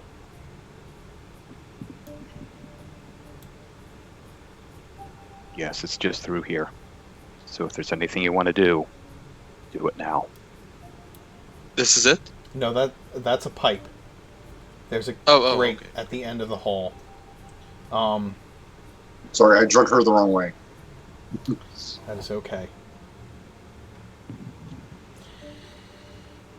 You move through the darkened sewer tunnels, heading in the direction that Felix had safely found his way out of by grit, luck, and wit. And now you're at the grated door. As you move through the hallways, you hear the sounds of battle ringing out behind you between your allies and the other leaders of the Malevolent. Are you certain you wish to go with us, Felix? Yes, I've got... Well, I'm not going to be much use, but I do have one nasty little trick I can do. And besides, I pulled you guys into this. I'm not going to leave you.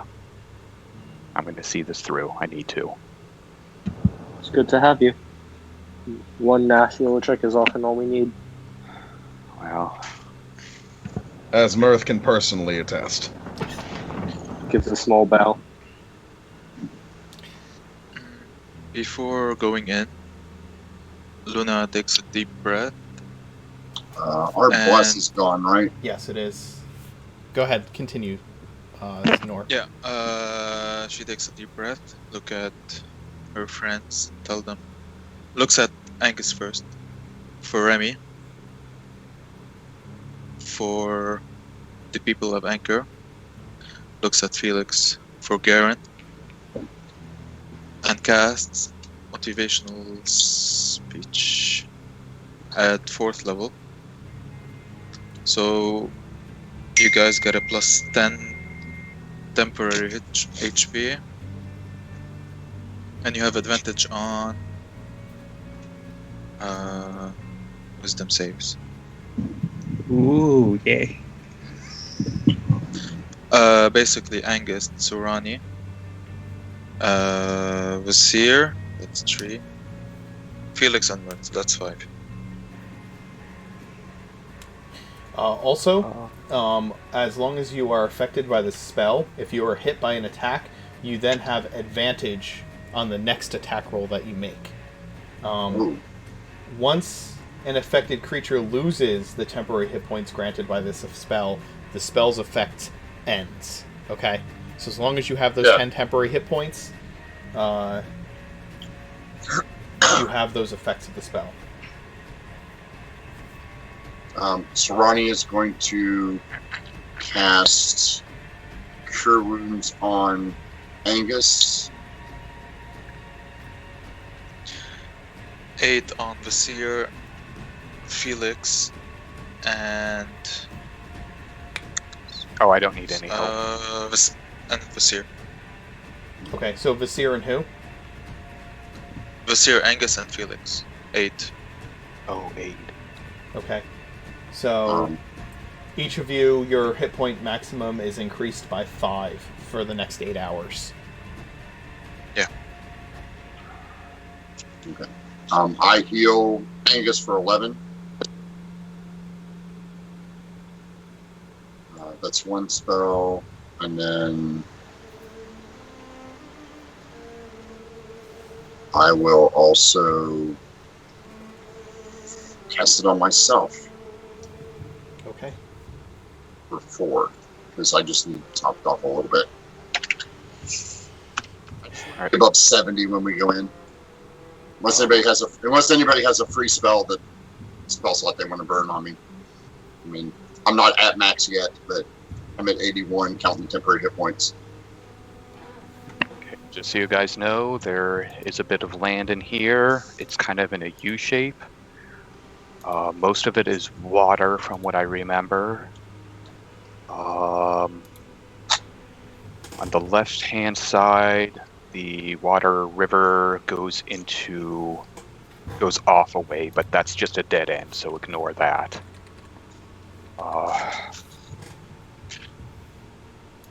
That's pretty much all I can remember. Good luck, everyone. I'm gonna cast invisibility on myself. Now that there's going to be a bunch of water, I wish I did have at least one shape change left. It's this thing. Unfortunately, I'm not Use the level water 9, so around I it to can't its walk on advantage. water. Yeah. If this thing is going to use the water around it to its advantage, it might attempt to drown us. Just keep in mind, I can't drown. I'll try to get its attention onto me as much as I can. It could also just try to eat you, so be aware. I have an hour. I can survive under the water for an hour or so. Sharp One eye last can thing. One last thing before we go in. Try to stay at maximum 30 feet around me. I can shield us from his charming effect for a while. Do this at your own risk, because if there's another wizard in there, he will fireball the largest clump of people he can see. I'm not worried about I being will- taken control of by the Aboleth. It will fail in I'll do doing my so. best to neutralize any casters that pop up. And I will do likewise. I'm not sure what tricks Mirth is planning on, but I find knife to the gut works quite well. Oh, and Angus, I will pop another set of scrolls of sea invisibility on you and myself. I'm I never gonna have get used one to more that. if somebody else wants it.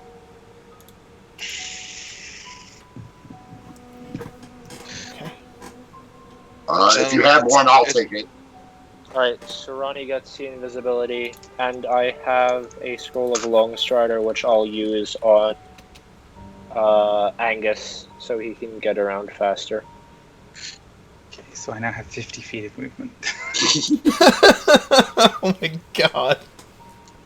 I only have 30 now, because the long strider's gone, but that's fine. Whatever happens in there, be careful. And it's been an honor fighting alongside every one of you. No, don't say that. That sounds like an ending speech. I don't like ending speeches. Nah. We'll all be fine, all right? Nothing reckless. Cheers. I wish you all the best of luck. Nothing reckless with this group. Oh, that's not good at all. It's a 4.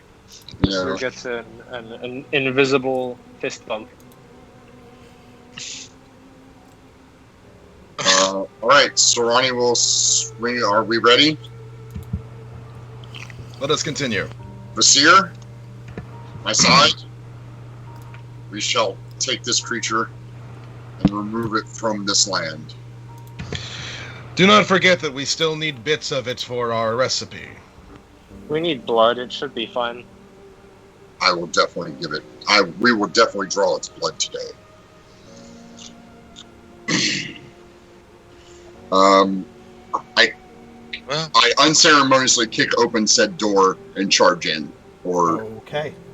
tumble down the tunnel, whatever the appropriate mode. Sarani assumes the form of a tumbleweed and just starts falling down the stairwell. Yeah. Don't laugh. I do have the scores to be a monk, so don't give me any crap.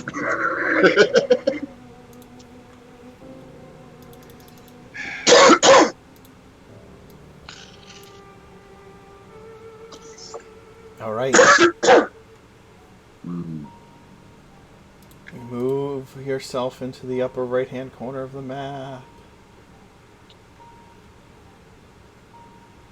Ooh. You should immediately be able to see. Yeah. Yeah. Okay. You come out right here. Here? Yep. Ooh. This does look swampy. Oh, there's no swamp here. It's all rock and water. It is a subterranean lake. Yeah. I figured. What do we see? This is what you see. You do see something. You see some kind of metal object glinting with the torchlight stuck between these rock formations. These here? Yeah. It's kind of in the water, and every once in a while as the water laps through, you can see like something gleam with metal. Is it dark all around? There are these dim lights. That's all you see is the dim lights coming down over the water. The water seems to be mostly unmoving besides these ripples coming off of this flow that you're moving through. Is this difficult terrain or? That is like calf deep water, but the lake itself, once you pass those rocks, you can tell that you will be swimming if you jump in. No, okay, so I've got 10, 25 more to get to there. As you step onto that rock and look down, you see Garen's body stuck under the water, just kind of bobbing between these rocks.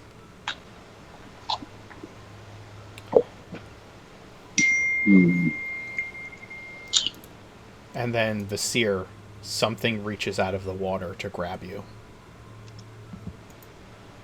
Roll initiative. Here it goes, guys. So, Do it. Oh, I'm gonna roll dude. last. Well, I got in the double digits, so I'm happy. Also, no surprise round on me, just in Correct. case. Oh, yeah, I know. I don't think any of us would be surprised by anything that happens inside this area. Like, I need to. don't make up and need to. Oh, I need to give you an Erasca, don't I? Yeah. Oh my gosh! Oh my gosh! Oh my gosh! Oh my gosh! Oh, Way. double digits. She All goes we're twice. go. Easy win. This is not gonna go well. Most of us rolled ridiculously well for our initiatives. Jesus. Yes. Yeah. This is. I don't know where the actual aboleth itself is, but Deep. So what's this? yeah, I can't move her yet. Yeah. I'm no just idea gonna what it is. take care of her. She's going on initiative 21. Okay. 1, 2. 29 initiative for Overseer. Yeah. Yeah, I fucking critted it. Yep. Seer's like, I'm going to get to hit it first.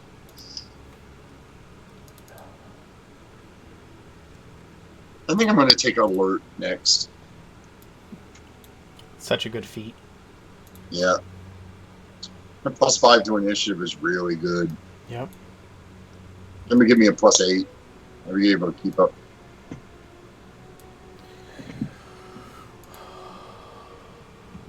All right, so I suppose I would again. Yep. This thing tries to surprise me by wrapping something around me, and I immediately just start like smacking it in the head with my rod. Okay. Go for it. Make your attack rolls. Oh man. Oh! Oh man. Get some! Doubles. Let's go. Oh. So that's so far 1926 damage done to this thing as it attempts to grab onto Vasir. Is it still up, I'm guessing? Yeah, it's still up. What is- Well.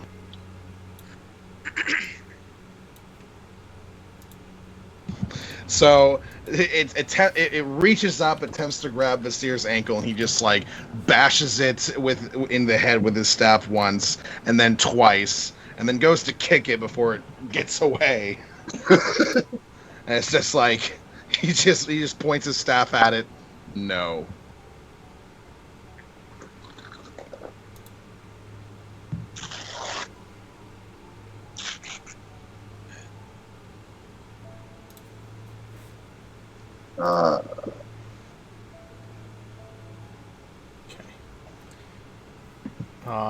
Let me see. How much damage do you do total? I apologize. I need to mark it Sorry, it was 1926 damage. 26 damage. Absolutely.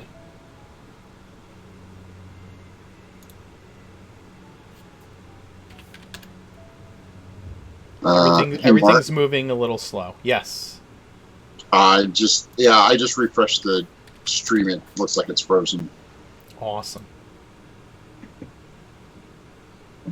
It's moving for me. I can see it, but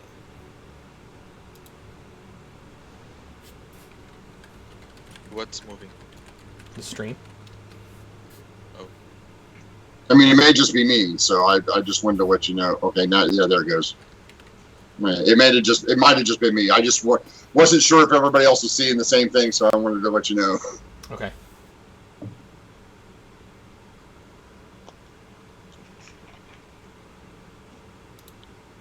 Is this like a water weird looking thing or something? Yeah. Can't tell what it is. It looks like a little. I will blow it up so everybody can see what it looks like. Oh, well, thank you. It kind of reminds me there's oh, ew. Ew. It does. It looks like one of those little fleshy wing things from Beastmaster. It is humanoid in shape. Nature check to see if I know what it is. Make an Arcana check to see if you know what it is. It is not natural. Can I also make this Arcana check? You may. As soon as you see this thing, you can totally do that. Yeah, nothing. Got me. Serrani, you have no idea. You're 7 months old. You've never seen anything like this before. Just checking. Mirth, did you roll? I haven't seen it yet, so. Okay, no problem. It's in the water. It just reached up out of the water to grab the steer, and the steer started beating it over the head immediately. And then Mirth, it's going to be your action. I move up to this cliff edge, then I will make my Arcana check. 30 and 31. A third. All right. You've done some research on the aboleth, and you know, like, information comes flooding to your mind about this creature.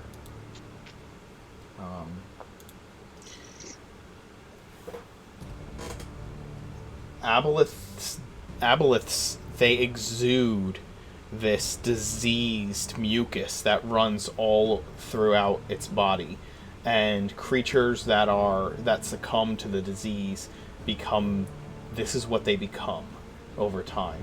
Their skin turning slimy and translucent, and their limbs warp to resemble those of deep sea oddities. The change makes them dependent on water, but they are completely succumbed to the aboleth, not just by their cursed state, but by a psychic bond that compels them to serve. All right. Well, he'll call this out. They're servants of the aboleth. They've succumbed to its otherworldly presence, I suppose. Handle with care. And then he's gonna dart up here. He's still invisible, by the way. These are creatures that are permanently succumbed to it. Visir, do you have your... Yeah. I guess you have sight, so you're fine.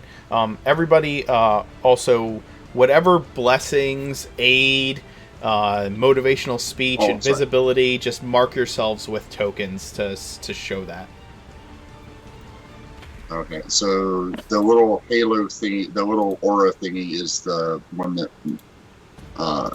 it's fine. Luna gave me. If I ask you what it is, tell me then. All right. Okay? Sure.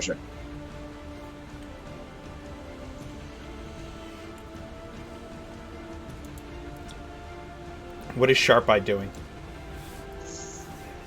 Sharp-Eyed will use his innate swim speed to dive into the water and attack whatever Visir was attacking. Okay. So he's going to activate his Hunter's Mark on it, which is his last spell, and then stab it. Alright. Go ahead and make your stabs. It's been injured by Visir, so Colossus. Yes. Only 12. It's not popping up because Roll20 is a piece of crap. Yep. Can't wait to switch to Foundry, guys. Let's give it a couple weeks. Yeah, I just got to get the new computer up, and I will switch over to Foundry as soon as that happens. The 12 is going to...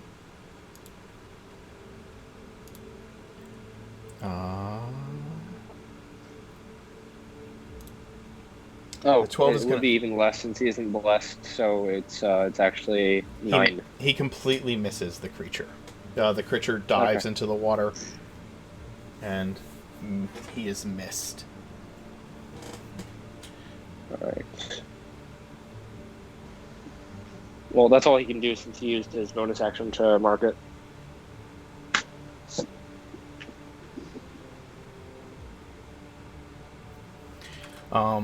Okay. Felix, the aboleth has not surfaced. What are you doing? I think I am... Oops. First I'm going to go there. Maneuvering first. There we go. That's all I'm doing.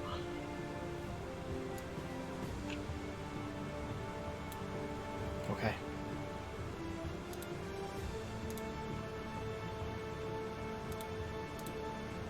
You spend your action maneuvering, getting yourself into a position.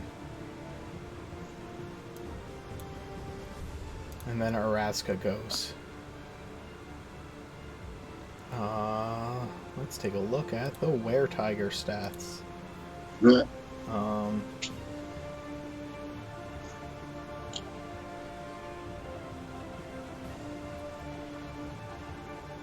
She has 30 feet of movement.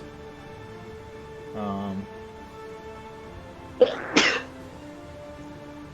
bad.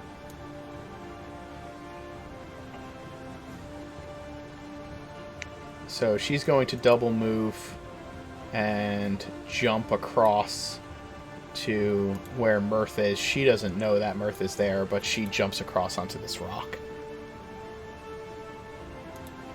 Sarani? Sarani stares down at the body of Garen. Gives a slight nod to him, even though they didn't see eye to eye. This is not what he wanted for Garen. And then, knowing that Sharp Eye and Basir are fighting this, he steps across Garen's body to here. And I'm going to bonus action Flame Blade. Okay. And I'm going to call out, "Come, beast, face your destroyer. You have been here for far too long, and it is time for you to leave." As loud as he can, and it echoes. This is louder than Sarani has ever been. It's kind of startling when he puffs up. And you just see his vines on his back just kind of writhing back and forth, like he's just intent on killing this thing and wants it to show its face because he's mad. Madder than he's been. All right. Luna? Luna moves over here. Takes her battle axe in her hand and slams it in her shield and casts Toll the Dead on this guy. And thanks, Rick, for that. That's awesome. And, Sarani, are you invisible, or you can see invisible? I can see invisible. Okay, so it's only Mirth and Felix that are invisible right now. Yeah. Okay. Yeah, Felix put on the little ninja heads for invisibility, so I changed mine. Oh, that's smart. Actually, I'll put a ninja head as well. And this thing has to make a wisdom save, and it is going to succeed on the wisdom save.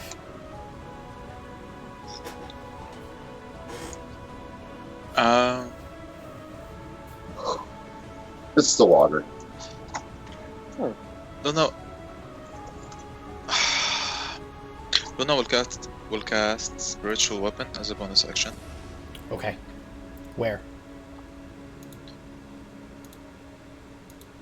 Behind it? Right behind it. Yeah. And it will attack. Okay. Make the attack roll. Can you flank with the spiritual weapon? No. Okay. You deal 9 damage to it as the weapon skewers the creature. It kind of rears up and makes this horrible undulating noise that just kind of makes you feel sick as you hear it. I'd like to imagine a circlet, huge size, that cuts down on that creature. Absolutely. It's almost like a chakram. Yep. Yeah. That's awesome. All right. And that's it. Angus. I move through the water, so it's half movement, but I have 50 feet of movement. 10, 20, 30. Climber up onto the rock next to Sarani. And just going to cut my hands to the mouth and sort of call out into the cavern. Hello, Red Cross. Would you like to donate some blood?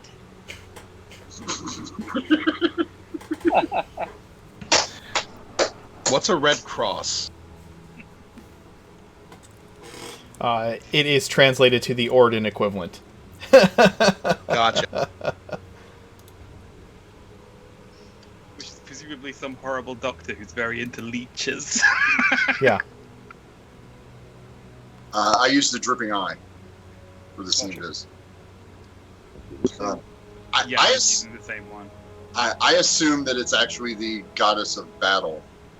Some of her clerics actually specialize in collecting blood for wounded warriors. Because dead people can't use it, so. I don't know that living people can use it right now either. No. Oregon's medics. Yeah, it's Oregon's medics. I have so many windows open right now trying to track all of these creatures and NPCs. Welcome to Gordon, where we make up canon on the spot. Yeah. Happens all the goddamn time.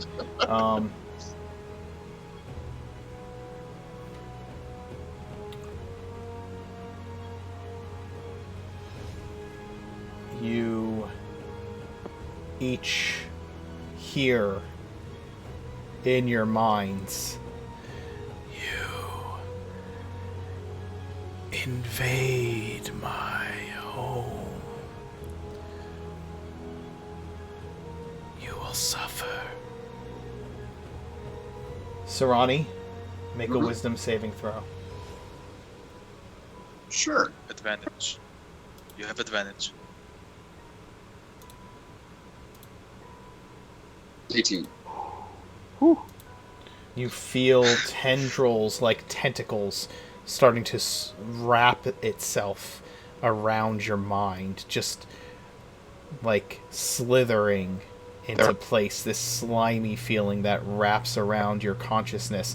And then the words of Luna come ringing through your thoughts, and the tentacles of control are shattered as it tries to enslave you. I have fought off the control of someone more powerful than you, beast. You will not succeed this day. I'm assuming a evil demi goddess of decay, demon lord, probably more powerful than him. So I'm gonna go with that. Sarani's gonna go with that assumption. Two more of its servants appear, popping out of the water and swimming in the direction of those on the rocks.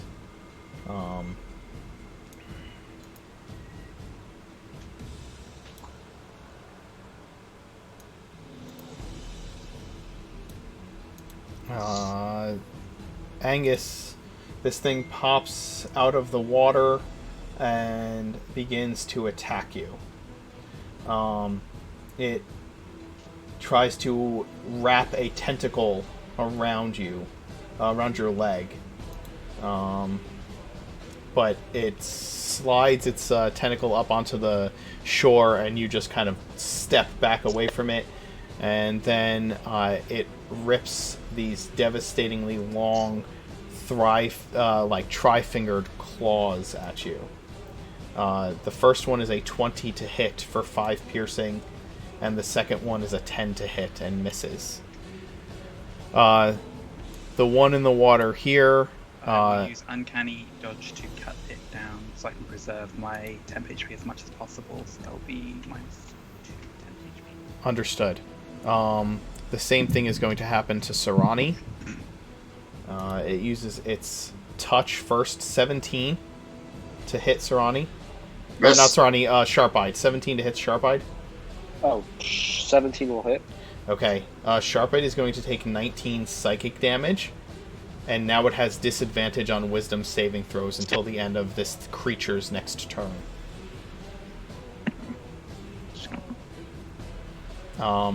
It is then going to rake it with its claws. Rake Sharp-Eyed with its claws. 18 and 22, so Sharp-Eye's going to take 11 damage. So he'll have taken a total of 30 damage. Yep. The last one is going to... Hunter's Mark drops. Okay. The last one is going to attack Luna. Yep. First with its touch, which is a 12, which is going to miss. And then 21 to hit with its claws for 9, and 26 to hit with its claws for 8. Oh shit. And I need you to make Constitution checks for your spells, please. They're not They are concentration. saves. None of them are concentration? Not a single one of your spells are concentration, huh? Not yet. Oh yeah. Nice. Yeah, right. It will then... it's still that kind of like in the water there, reaching up to attack. The Seer? Luna's not looking so good right now. All right. Vasir will see that this creature appears to be visibly cowed by him, so he went after Sharp Eye instead. Absolutely. Which is rude. Absolutely rude.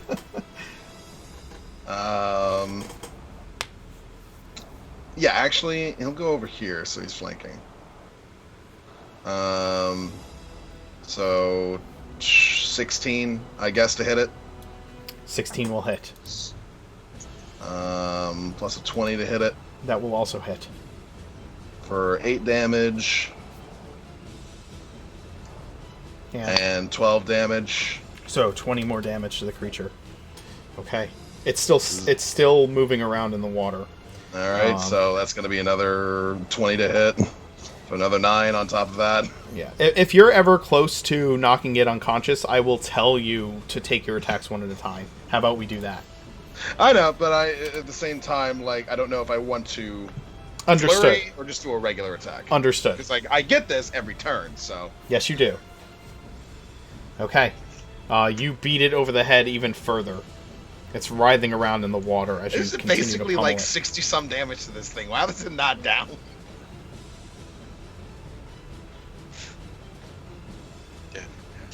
And as he continues to beat on this thing, he'll sort of thumb his nose, look to the rest, look around, and say, "Aboleth, these creatures of yours are boring. I require something more entertaining for my staff."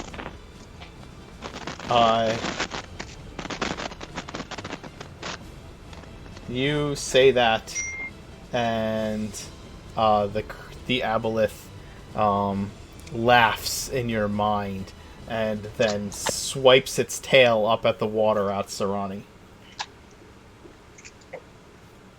Oh shit. Bring it, bitch. Because once I know where you are, I'm gonna fuck you up. 24 to hit as its tail slams you from the water, dealing 15 damage to you. Alright. I lose my temp HP. So you don't have advantage on him anymore on wisdom save. Yeah. But you do have advantage in your next attack roll. Yeah. Hold on a second. Give me a... No, this is being... No.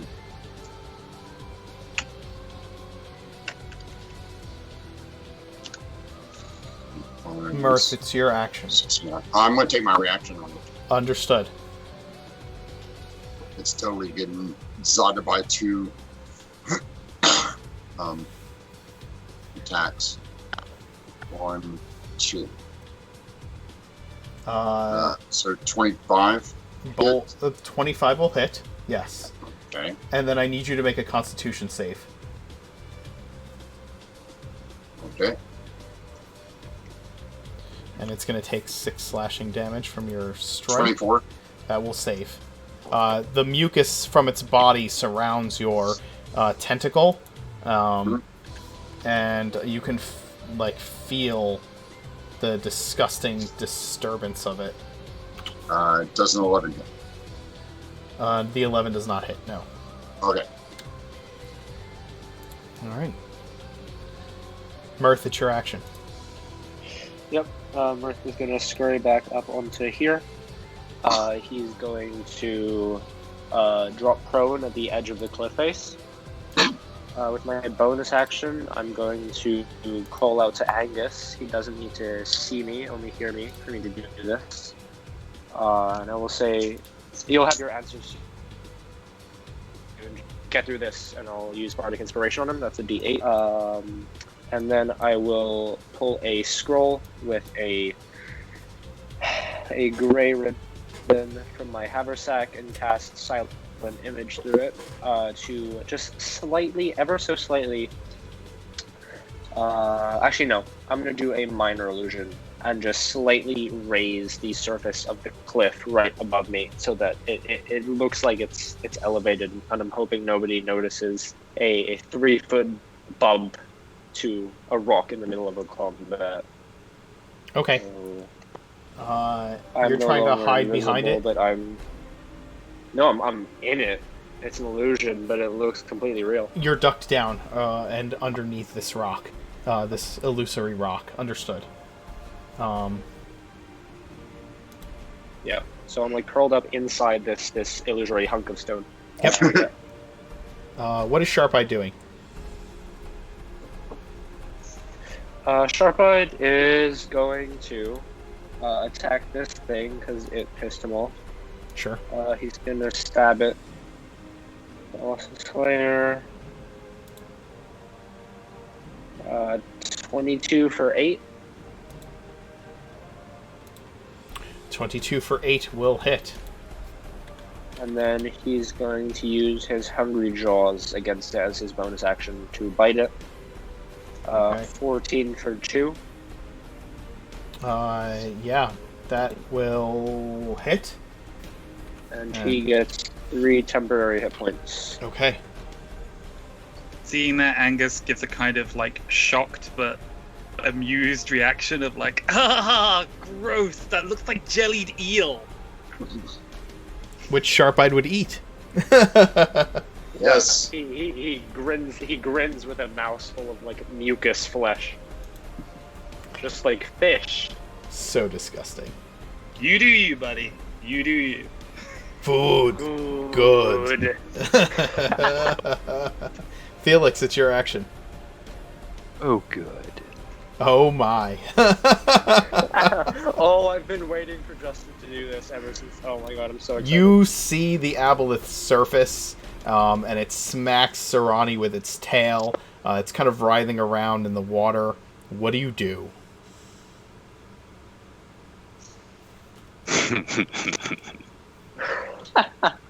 Come on, team.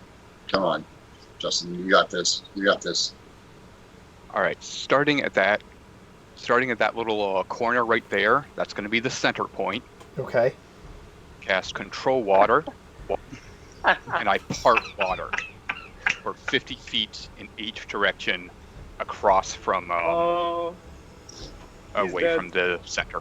Oh my god. The thing winds up on dry land as the water parts all around it. Yes! It is flubbing around on the surface of this just kind of silty, wet mud. And it cries out into all of your minds, "No! What is happening?" And each wall, or actually, sorry, it's just a trench. Sorry, so I'm gonna Draw the wall is trench. gonna be angled so that the walls are like that. It's a concentration spell, right? For up to 10 minutes. Jesus Christ. Yeah. You see that there is still a pool of water, right over here. There's like a, like the ground goes down, and there's this pool of water right in that area. That can only mean there's like a sinkhole, like an escape for this creature, but it is stuck on dry land. You may be powerful, but you're just a fish. Flop, suffocate, and die. Yes. You hear in your mind, "I will not suffocate." It is going to use one of its legendary actions to tail swipe at Angus.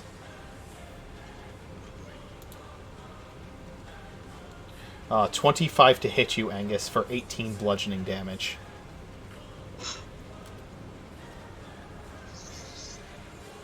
I'm trying to remember, did I use my reaction this round or not? You used it against... Because it went after me, so yeah, so I don't Yes. have it available, so yeah, I take 18. Okay. So that drops me out of temp HP. And I take 10 more on top of that. But you have advantage on your next attack roll. Arazka is going to go crazy right now. She moves 15 feet forward and then pounces onto the aboleth. Yes. Get some. So the aboleth cannot be knocked prone, so it doesn't do anything in that regard. 1 second. Actually, the aboleth can be knocked prone. It is not immune to being knocked prone. So it does need to make a strength save.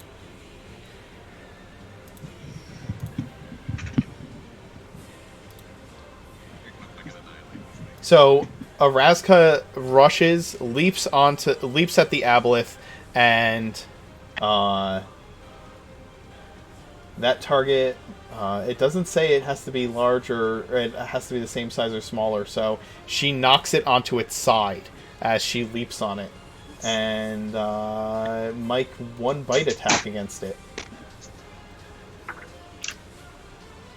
That's going to be, unfortunately, she's not going to get through its skin as she makes the bite attack, even with advantage.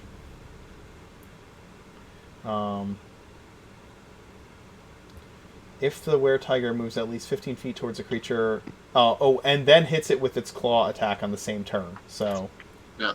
The 15 to hit with the claw attack...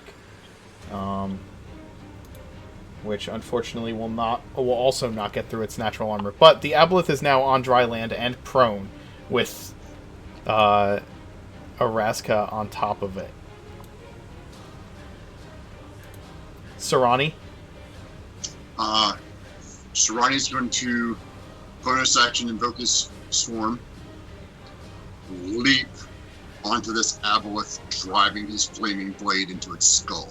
Nice. Make your attack roll.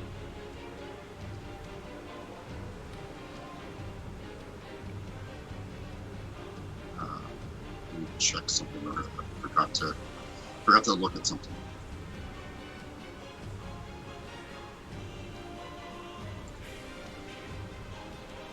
Okay. So it's just a regular. Felix, that was freaking amazing. 24 to hit. That's such a creative usage. Yes. 24 hits. So we will drive it down into him. It does not take the 8. It will take the 4 from the gathered swarm, and then it will take 3d6 of fire damage. So 17 total. Felix, you are no longer invisible, correct? And it does take the 17 damage. And then I will move it 5 feet this way. With the both of you on it? Okay. Yeah, move it further away from the hole that I can see. It's like a throwback to Dupree riding the alligator. Yes, it is. Oh my god, we have, and the person who took his stead is doing it. That is beautiful. Luna, what are you doing?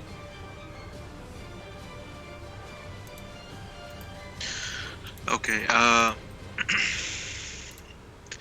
my spiritual weapon will attack the aboleth. You're moving it to the aboleth? Yeah, please. Alright. Can I control it? No, I can't. The spiritual weapon? Yeah. Oh, no, you cannot control it. It's just a drawing on the ground. So, alright, go ahead and make your attack roll with the spiritual weapon. It's a d8 plus 5, that's a 7 damage. That's for the bonus action. It has to hit. Oh, sorry. Yeah. Well, it has advantage, so. Why does the... Oh, because it's prone. prone, yeah. That's going to hit for 12 force damage. Oh, roll again in case we're crit fish for this. Come on, we want to finish this thing off. Just in case. Luna will step back, so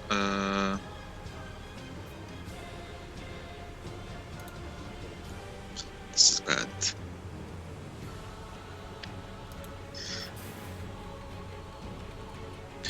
Luna will come here, and she will cast Bless on Angus and Surani, and You can hit. Yeah, you Just can out hit of three. range. yeah, I have the movement. That's fine. Yeah, this is all dry So, yeah, land now. This is not water at all. Oh shit. So yeah, What? Angus, Surani, and let's say Give it to Verasta. That's here. Oh yeah, yeah. Verasta. Angsturen and Veraska. You have less.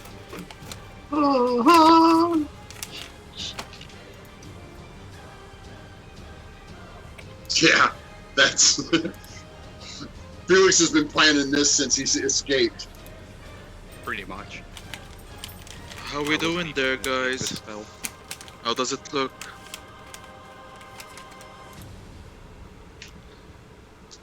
We have things controlled up here. Angus? What are you doing? Come join us on this magic fish ride. The effect of Luna's inspirational speech has just worn off, so I still get advantage on my next attack. Is it specifically against Nope. the creature, or just next attack in general? Your next attack in general. And I'm going to try to drive my rapier as deep into this thing as I can. The aboleth? Yep. Okay, make the attack. Make sure. Alright. So it's going to be 21 damage to the aboleth as you drive home your rapier. And it is going to respond by using its last legendary action to hit you with its tail again.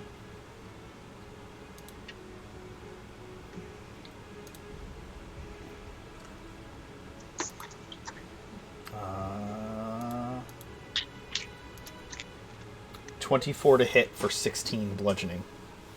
And I will use my reaction to cut that down to 8. Okay. And then I'm going to use a cunning action to disengage so that I can sweep around behind it. Okay. The aboleth is kind of writhing on the ground. It will kind of drag itself up and try to move like 5 feet in this direction, back towards its hole. It needs to make a Constitution 14 save. I'll use my reaction on the beginning of this turn. Okay. It succeeds. Okay. It will start throwing tentacles around at you and Erazka. Well, it'll start with you.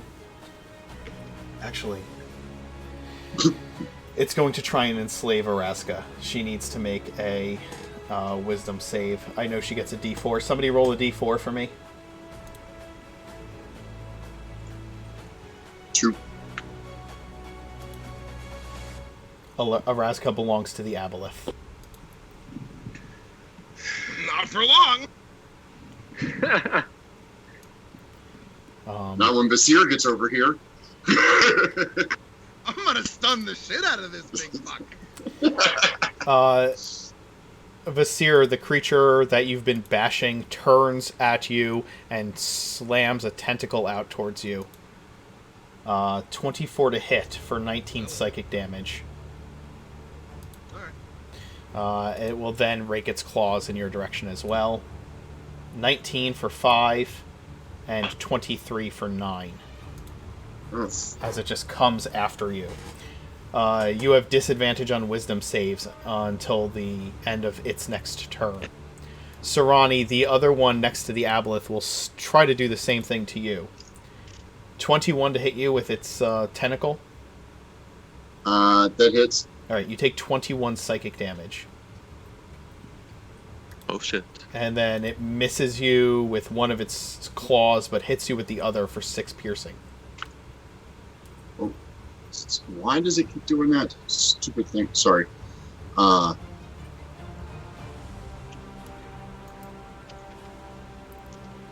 said 21. Yes. The last one will come at Luna.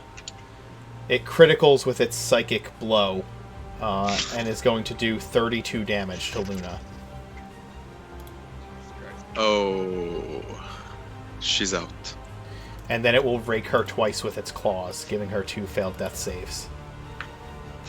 If it hits. Well, I mean, She's down, right? So 15 and 17, respectively. Double misses. I don't, if she's down, she doesn't have her shield. Yeah. So the magic items still work, right? Yep. Yeah, the magic items still Yes. work. So you'd be 18, so those would be 2 misses. They would still be 2 Yeah. misses. It tries to lunge down at her fallen body, misses twice.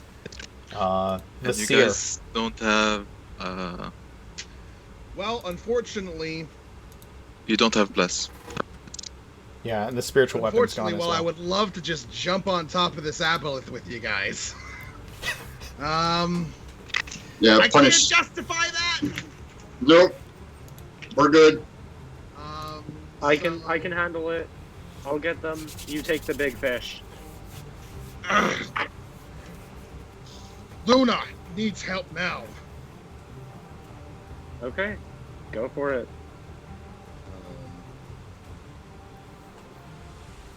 So, real quick, because we still have this dude in front of Sharp Eye. I want to attempt to free Sharp Eye up. So we're gonna go ahead and do one of these for 16 more damage onto this dude. All right. That puts it down. Also, as your as it hit you, Visir, you notice that its kind of mucusy body, now that it's out of the water, is starting to slough off. Almost like it has a membrane that, through osmosis, it's starting to, like, disintegrate now that it's out of the water. Oh, well, in that case, I will come over here and stand protectively over Luna if I can. Well, yeah, I'll go ahead and I'll stand protectively over her while also doing a dodge action. Okay. And just kind of stare into this thing. I've got a plan for next turn. Understood. Between your actions, the aboleth is going to use its legendary action to hit. Well, it's going to hit Angus because it can't hit Sarani while Sarani's on top of it. So it's going to attempt to hit Angus with its tail.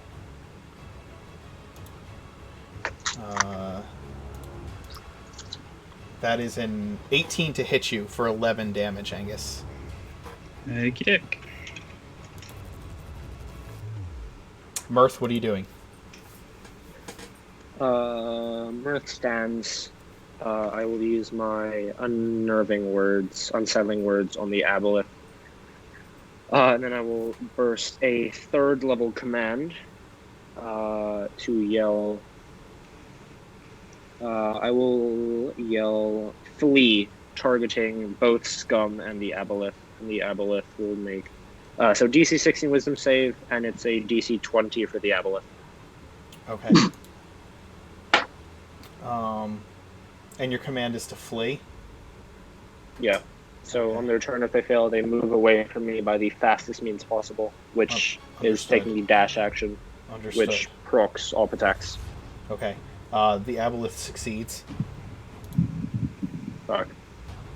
And but these creatures are going to fail. And Nice. Okay. this one's going to fail also. Sweet. Wonderful.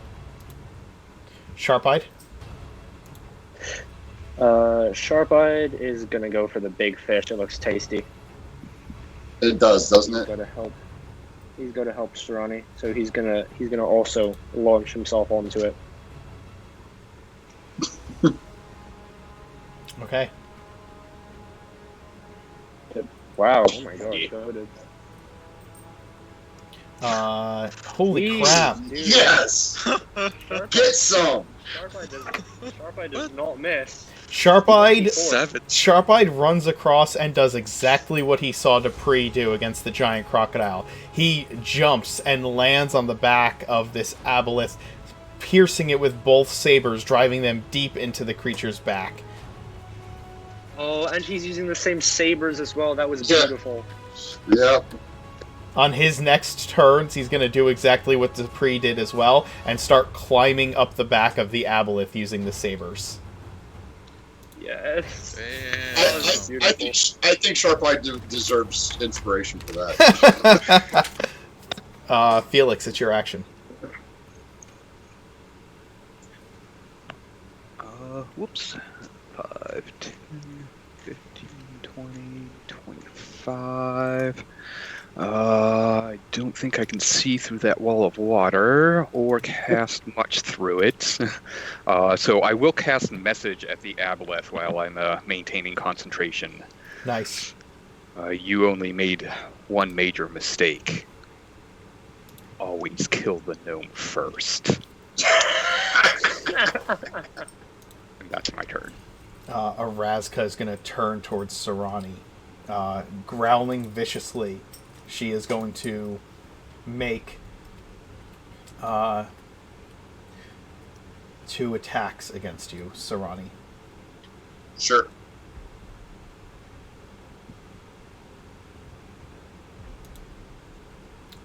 Uh, 23 to hit for 5. Yep. And a 15 to hit, missing you with the second claw attack. As she hits me, I yell at her, Araska, focus your mind. Use your rage. Resist him. She growls at you. It's inhuman. And immediately after her turn, the aboleth is going to once again swipe its tail at the only person it can hit. I'm sorry, Angus. 24 to hit for 15 bludgeoning damage.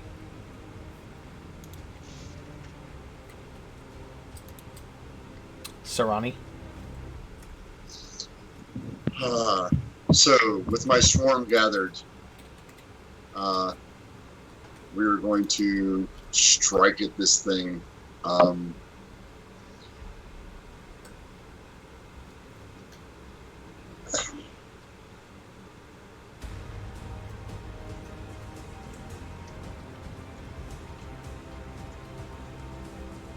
Oh, it didn't show it. You miss. Badly. Falling off of the back of the 10. creature. I rolled a 10. Oh, okay. Why do you have advantage? Because it's prone and I'm standing on it. I mean, it's not prone anymore. You guys are just hanging on top of the top of this thing. What's a fish? It's always prone, right? If it's not in the water. I mean, no, it's like writhing on its tentacles. You don't have, it's not prone anymore. It got up its last turn. It's like a beached whale. It's like a beached whale. Its underbelly is not exposed. Yes. Yeah. It's just flopping. It's flopping defensively. Correct. Standing on it. Anybody have any inspiration? Because I don't. I don't know why I don't have any inspiration. I never get inspiration. You had inspiration last time. You used it. I know. I have mine, but I'm not using it on one attack. No, don't worry about it. All right, then you fall off of the aboleth as you try to strike it. You lose your footing, and you are now next to it. You're not prone or anything. You just kind of slip off its mucousy body. Yeah. And then. Yeah, I don't have my bonus. I can't bonus action. I can't do. That's the problem. I can't have the sword out and hunter's mark because the old hunter's mark is not a thing I can do without concentration. Right. Which sucks. Go ahead. It will use its last legendary action to smack you, Sarani. Oh, then I will make it pay for that. 16 to hit with its tail. It This is misses. the first time it's rolled below a 20 when I need the 20. Luna needs to make a death save.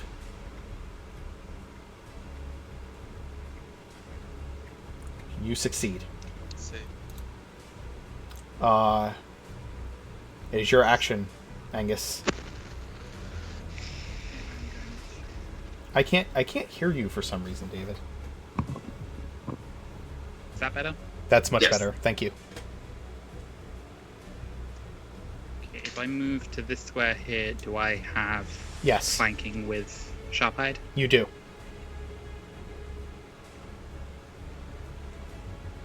Oh, God. Yes. Yes. Yes. Yes, Angus. Get somebody. He's been getting smacked by this fish. Please describe what you do with this critical hit. So just getting slammed, sort of staggering back, seeing Sharp-eyed sort of clawing his way up the top of this creature. Angus just sort of finds the center of focus, lines up his rapier, and just jams it as deep into this thing as it can go, just hissing, hoping that it can hear, "Stop hitting me!" Holy crap! So, It's 45. 45 damage from Angus.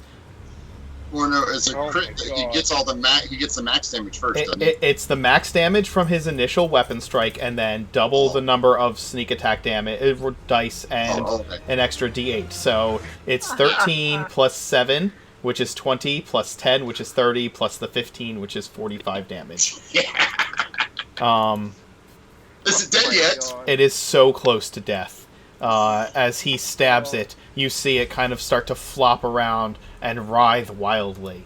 It is going to... Razka would not still have been hanging on top of it. It is going to start just scrambling. It's going to hit Sarani, Sharp-eyed. Is this it taking a legendary action, or is it still? This is its turn. So, Because you have a bonus going- action. I'm so sorry. You have bonus actions and movement. Yes, I was going to... I can still move there, so that's 10 feet of movement that I've taken so far. Gonna cunning action disengage, Okay. and then use the rest of my movements. That's 15, 20, 25, 30, 35, 40, 45, 50. Just sort of dashing over as quickly as possible, sort of reaching into my pack to pull out my potion of greater healing, and just looking to Vizier like, "Don't worry, I've got her." The Aboleth is going to attempt to enslave Sharp-eyed. Go ahead and give me a wisdom save for Sharp-eyed. Oh, leave Sharp-Eye alone. Sharp-eyed succeeds, barely. He's a god. And the Aboleth is going to move away, allowing for the attack of opportunity. The Aboleth speed is reduced by 10 feet because Sharp-Eye hit him with the slasher feet. You're right. Yep. Sharp-eye's, then the Aboleth's movement is 0 because it is on dry land. So it is going to just sit there after Yes. after that. I don't know how Sharp-Eye hamstringed a fish, but I'll take it. It's just He got one of his fins. he hit the when he hit down with the blades, he hit something vital inside of it, and it like tensed up and can't move. The scummy creature in front of you, Vizier, is going to start attacking you. I know you have. No, he's gonna run. Going to dash in the other Yeah, he's direction. You going to are run away from correct. me, actually. He is going to run away at top speed. And Basir's going to punch the crap out of him when he does. Thank you for reminding me. Its movement speed outside of water is its dash is total of 40 feet, so as far away as it can. This one as well, 40 feet. Both of you get to make attacks of opportunity. I did And 11 moves damage past- to mine. Moves past Sharp-eyed, right? It does move past Sharp-eyed, so yes, both Sharp-eyed. Both Sharp-eyed and Sarani can make attacks. Okay, so 3 plus. I think that misses. Where's Sharp-eye's attack? Is 13. Sarani's 13. hits for 10. No. 7. Mine hits for 9 fire and 3 force. And then I move it 5 feet towards me. So it's 5 feet backwards. Well, okay, yeah. And Sharp-eyed misses. After that, the Aboleth is going to take its legendary action to swipe its tail at Sarani.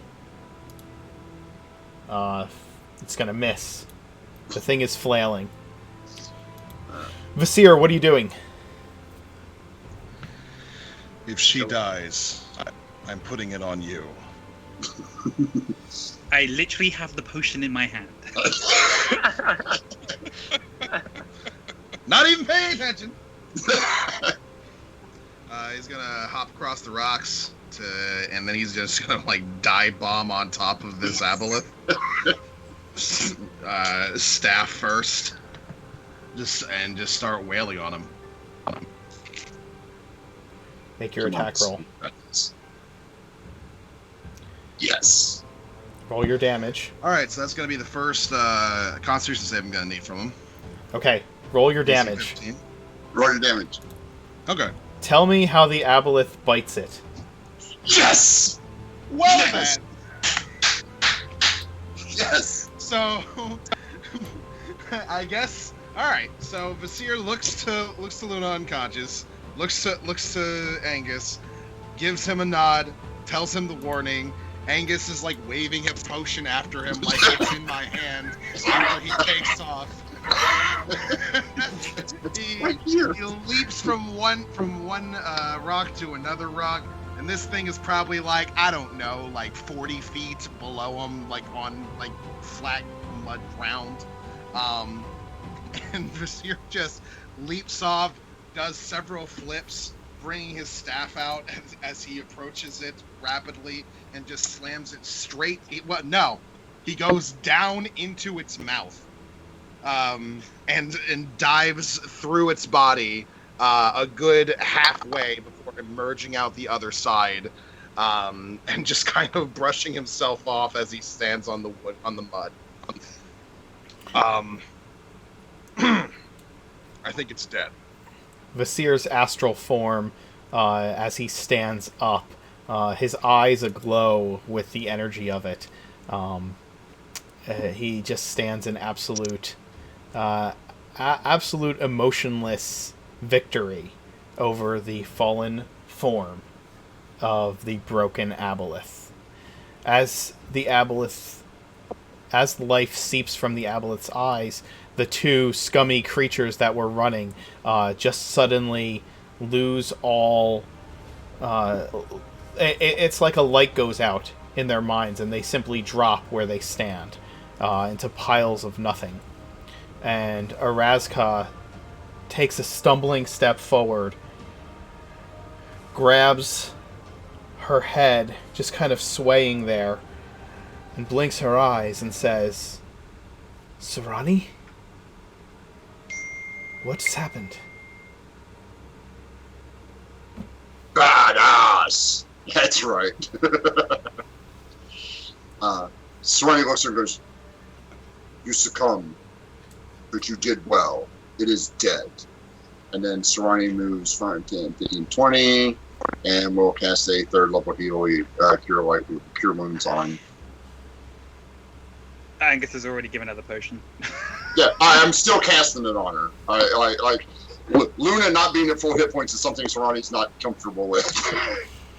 As you say that, Erazka stands up to her full height, turns towards the aboleth's corpse, and spits on it, and then follows you over to where Luna is. 22 for Luna. Is someone going to collect a blood sample? Going to Misty step down into the basin, and then apply a prestidigitation to Vasir to make him not smell like fish oil and intestines. And then he brings his dagger up to the side and just does a neat little slit, and then puts a bucket onto the ground in front of it and lets it fill up. And Luna wakes up out of breath. What happened? It is We won. And Felix, as you watch the aboleth die, I told you should have killed the gnome first. No one ever listens to me.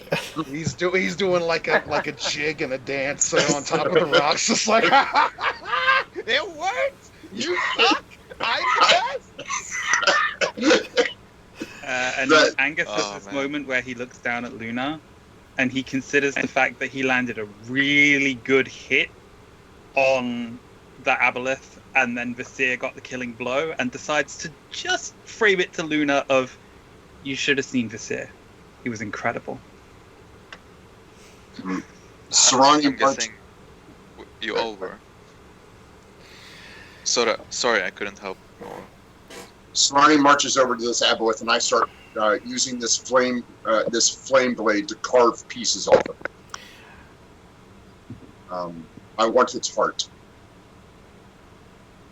Felix, as the adrenaline starts to wear off from your victory dance, and you're still kind of holding this trench in place while the others do their work to this aboleth, suddenly you see Garen's body. Guys, I can only hold this for like 8 or 9 minutes more. Grab Garen's body. See if you can find Remy's body too. Yeah, bring them up here. You do. You find Garen and Remy. You also find the body of Gerd. Even Gerd doesn't deserve to Yeah, have this grab- place as his tomb. Yeah, grab Gerd's body too. You drag them off onto the dry land. Mirth will create a floating disc to put them on, so we don't have to lug corpses around. Okay. Do I get the heart out? Yes. Well, it depends. It's going to take a few minutes for you to get the heart.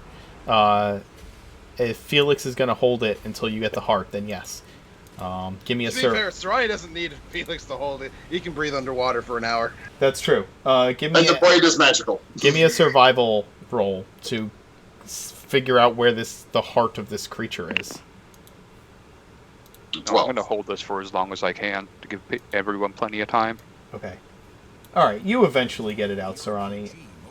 All right. Why are you just doing that? I shove it in a big bag. Oh, and 29 for Sarani. Thank you.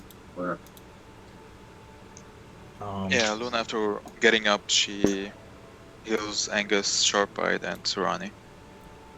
And she sits back here, resting a bit. And I look to Mirth. Now that you've got the blood, collect some of its mucus so we can study it.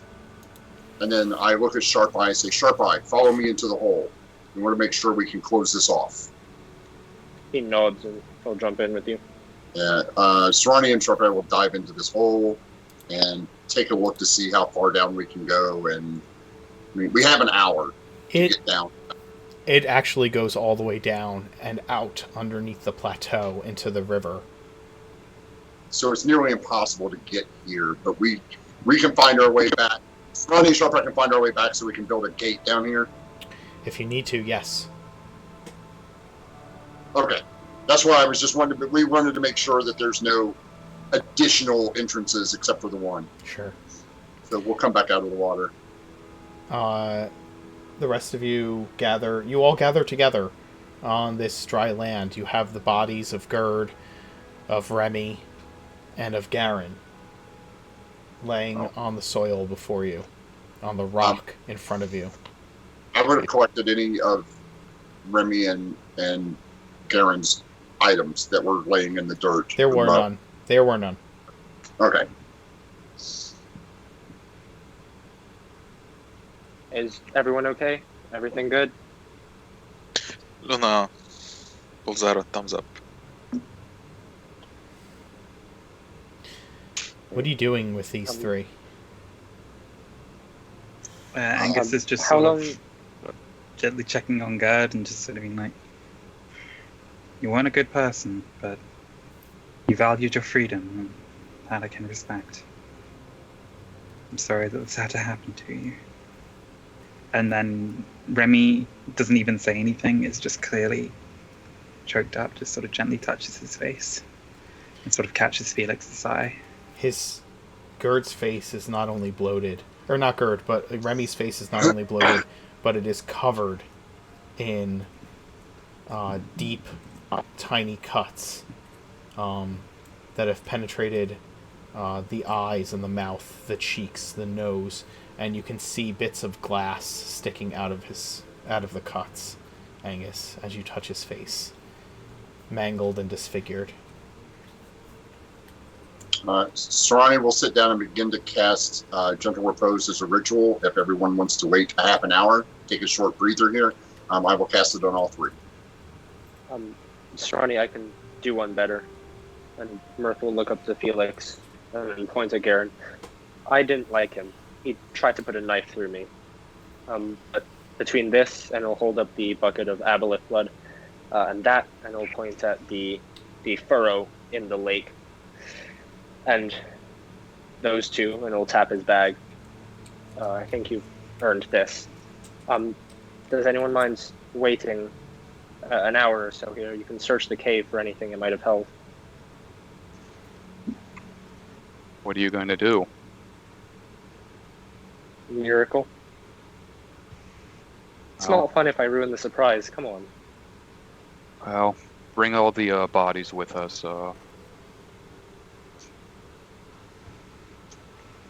Me and Genevieve Do you are want to going leave? to see if We we can can get leave the rock now. back.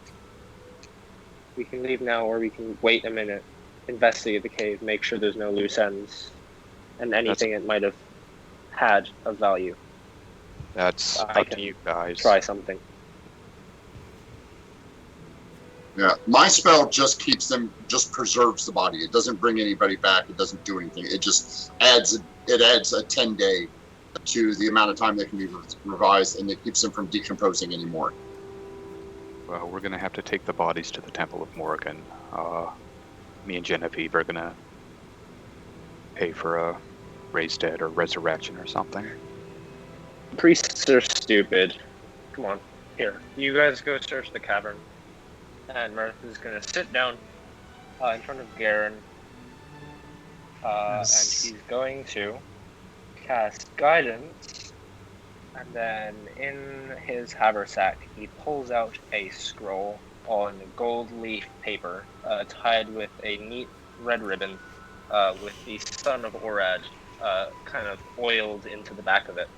And then he will hold his hand over Garen, and a dim light shines through the cavern as Mirth casts Resurrection through a 7th level scroll on Garen. Go ahead. You have to roll. Yes, I do. So, Bloodstone and Guidance and Jack of all trades applies here. 20. I succeed. Jesus. Mirth. Bards. Sent you a message, Mark. Get some. The Resurrection spell also restores any missing limbs, diseases, poisons, curses, and restores them to full hit points upon revival. I know what it does. Now we just get to roll a D100. To see what Where he comes did you back as. send me a message? Okay. No, that's reincarnate. Oh, sorry. Yeah, Reincarnate is the weird druid one. Yeah, the druid one's like, you'll come back. There's no question about you being alive. Now, you may be a squirrel, a goat, a gnome, halfling.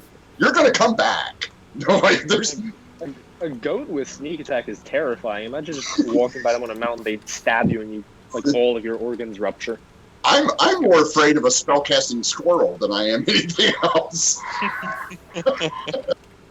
Because a squirrel with mage hand seems terrifying to me. Little tree ninjas.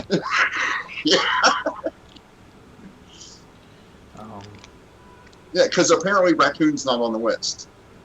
Because they don't have stats for raccoons. Because Serrani would have definitely taken a trash panda as a familiar. You cast the spell, calling out to Garen's spirit in the afterlife, asking it to return to its body, restoring the arm. And as you do, you hear Garen's voice echo through eternity and say, "I'm with my family now. I'm not coming back." Oh, damn. And the spell ends. Motherfucker, that was 2.5k.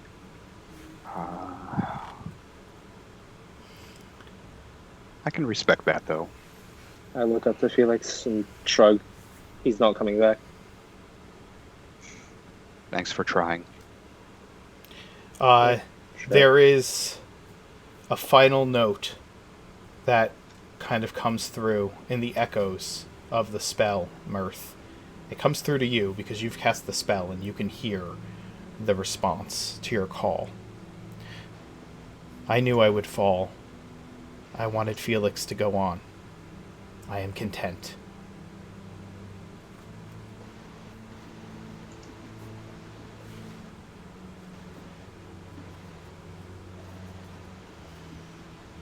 And then there's silence. Complete silence. And I think we'll end it there, with all of you standing over the fallen. And it just kind of fades to black.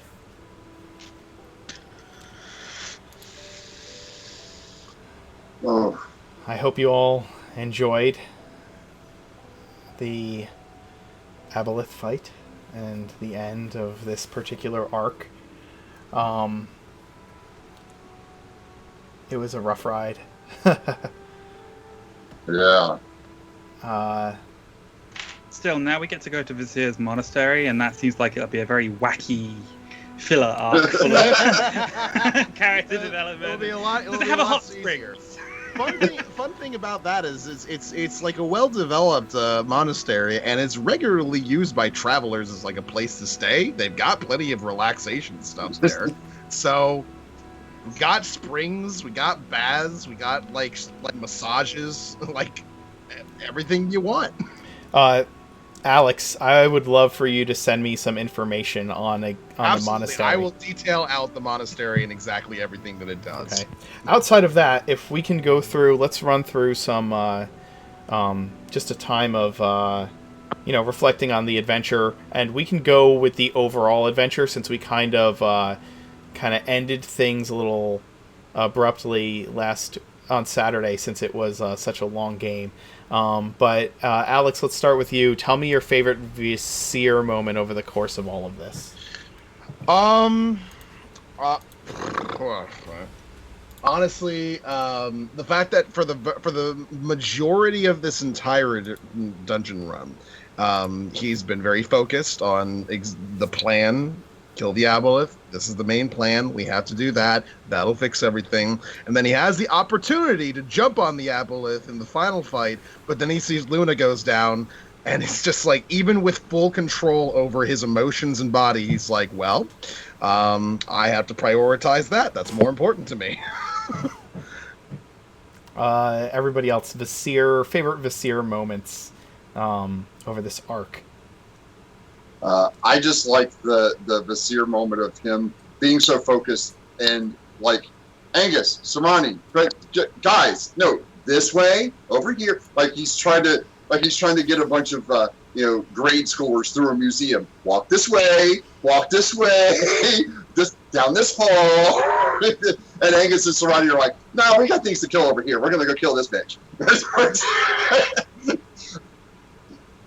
Well, again, that Vizier is often the person who's like, this is the morally correct thing to do, and so despite the fact that pretty much everybody was on the kill Michael train, Vizier was just like, he needs a defense attorney, and since nobody else is volunteering, I guess that's me. And it's the fact that he's then sort of laying into Angus, basically being like, Michael's dead, and it's like, I genuinely was trying to take him in alive, and I don't appreciate you just being like, oh, didn't you want to be a better person? It's like, I am. Like, a good person can still justifiably kill Michael because he killed 100 people for no reason. Yes, but when he approached him about it, he didn't say, well, I did what I could, but things ended up just not going out. He was like, you know what? I don't even really give a shit that he's dead. You look at the optics of it. It's Vizier walking in after being meditating on the well, and we had to send Mr. Giggles to come and get you. And he walks into the room. It's like, I knew this was gonna happen. It's like, well, if you think it would. Oh yeah, because I was totally gonna stop Felix from just like walking over to an unconscious Michael and just like jamming all of his magic missiles into it. Yeah. Yeah, that was going to happen no matter what. I feel like even if Felix was at close range, he literally would have just like put his hand on Michael's forehead and let loose the magic missiles. I think he would have. I think he would have physically strangled him. I really sort of love the fact that you've basically got Angus and Serrani being like, what are you blaming us for? Because Vizier didn't see repeatedly like grave bolt. Serrani sticking his vines into Michael and dragging him through the thorns. Yeah, yep.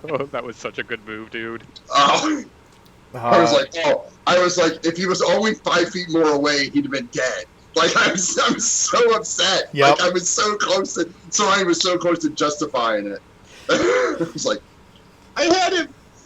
Nor, tell me your favorite Luna moment.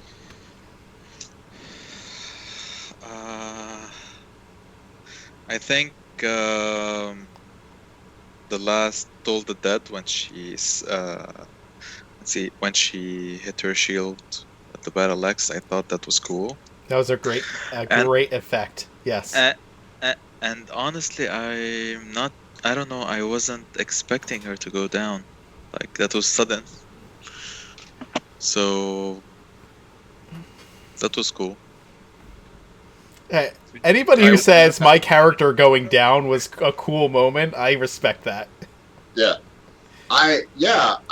for me, the Luna moment was the conversation with Serrani about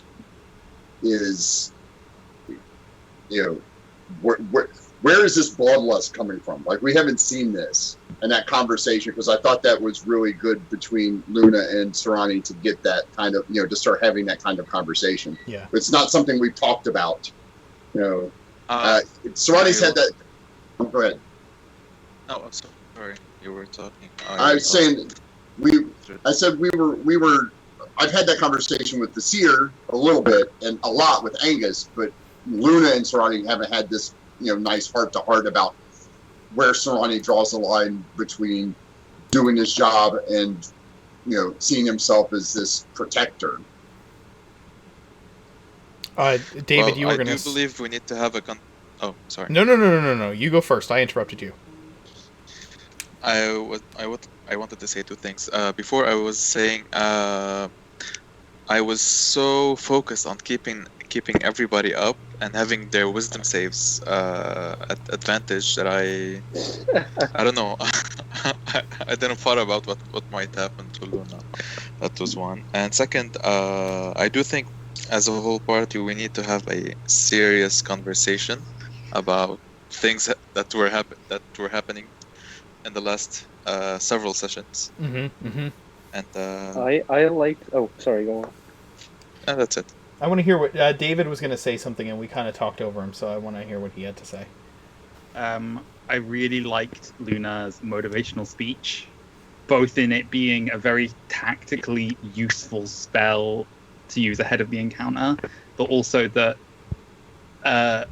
it's again this nice encapsulation of Luna can be very, very concise with what she says, where she can put a lot of feeling and emotion into a short amount of words, whereas we're a party that tend to be like, let's have a 12-hour argument about why Vizier needs to wear a shirt. Yeah.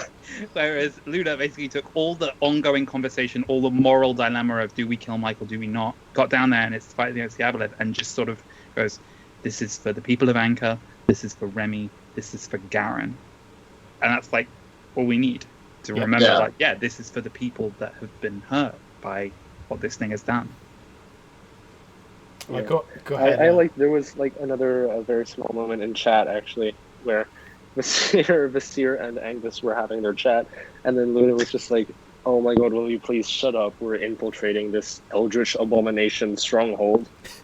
Which I also love when you remember that Angus accused Luna of being the wrong person to bring on a stealth mission, and she's the one reminding him to be quiet.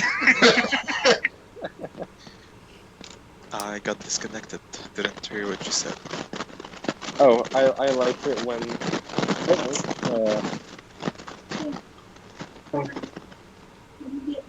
I liked it when Luna was just telling Angus and Visir to shut up when they were talking while we were scouting out with Steve. It was just Well,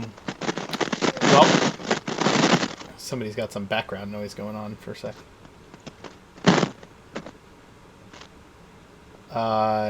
Kim, favorite mirth moment? I don't know. I just have fun with him. Having really amazing skill checks is always fun. Like 30 and 31 in Arcana was just such a good thing to see. And it's fun being effective without being. I think I did 0 damage there the entire Aboleth fight.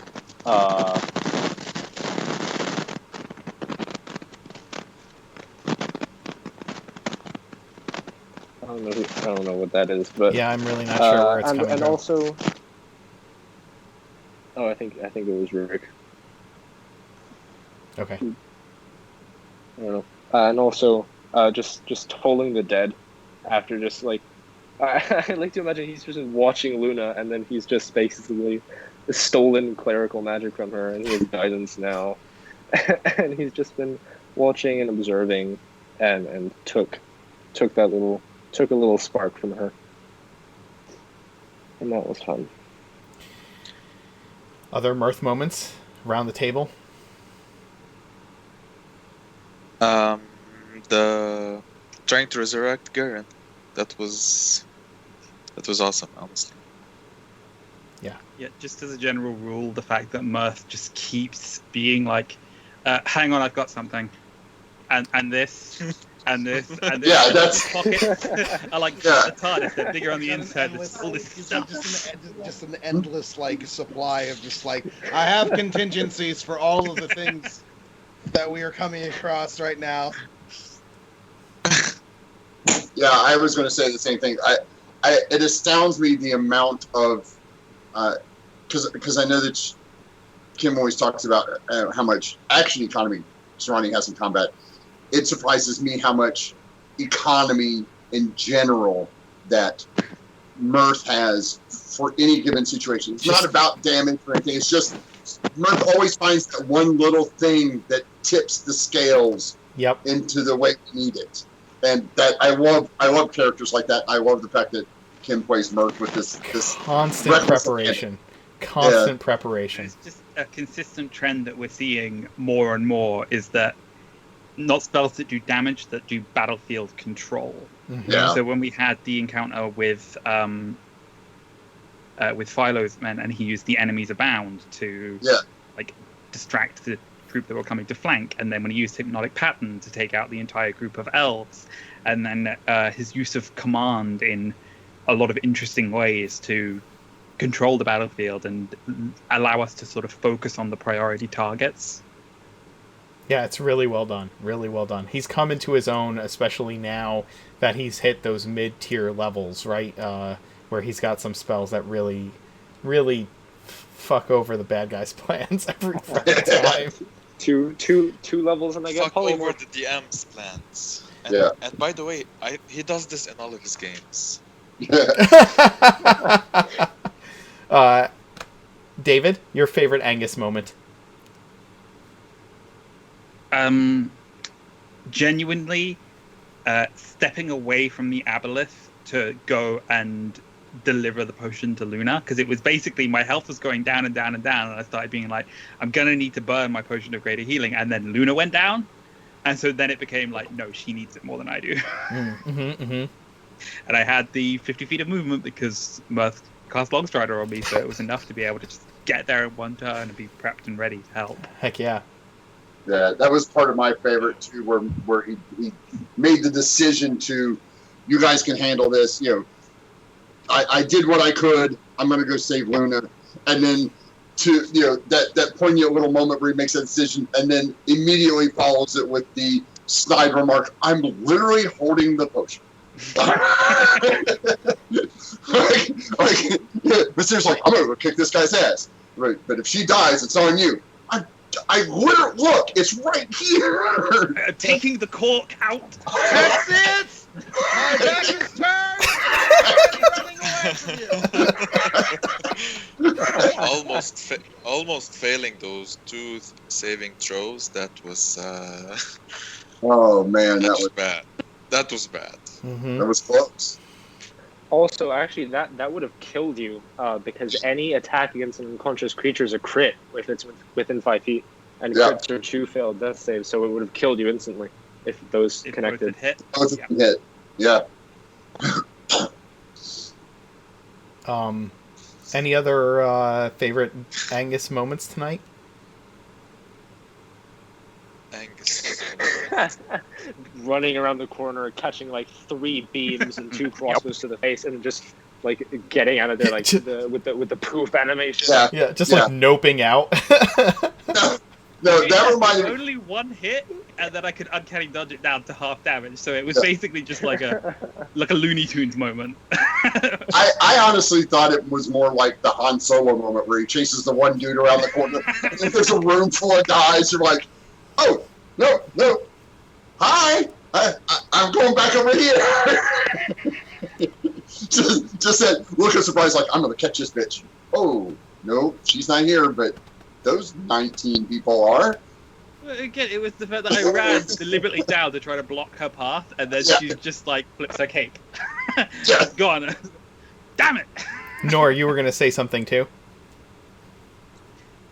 About Angus, about how bloodthirsty he seemed at first. Him and Serrani, actually. Like, maybe I shouldn't be as surprised from Serrani, knowing that he's just 6 or 7 months old. But Angus, that was... I don't know, that was weird. That was...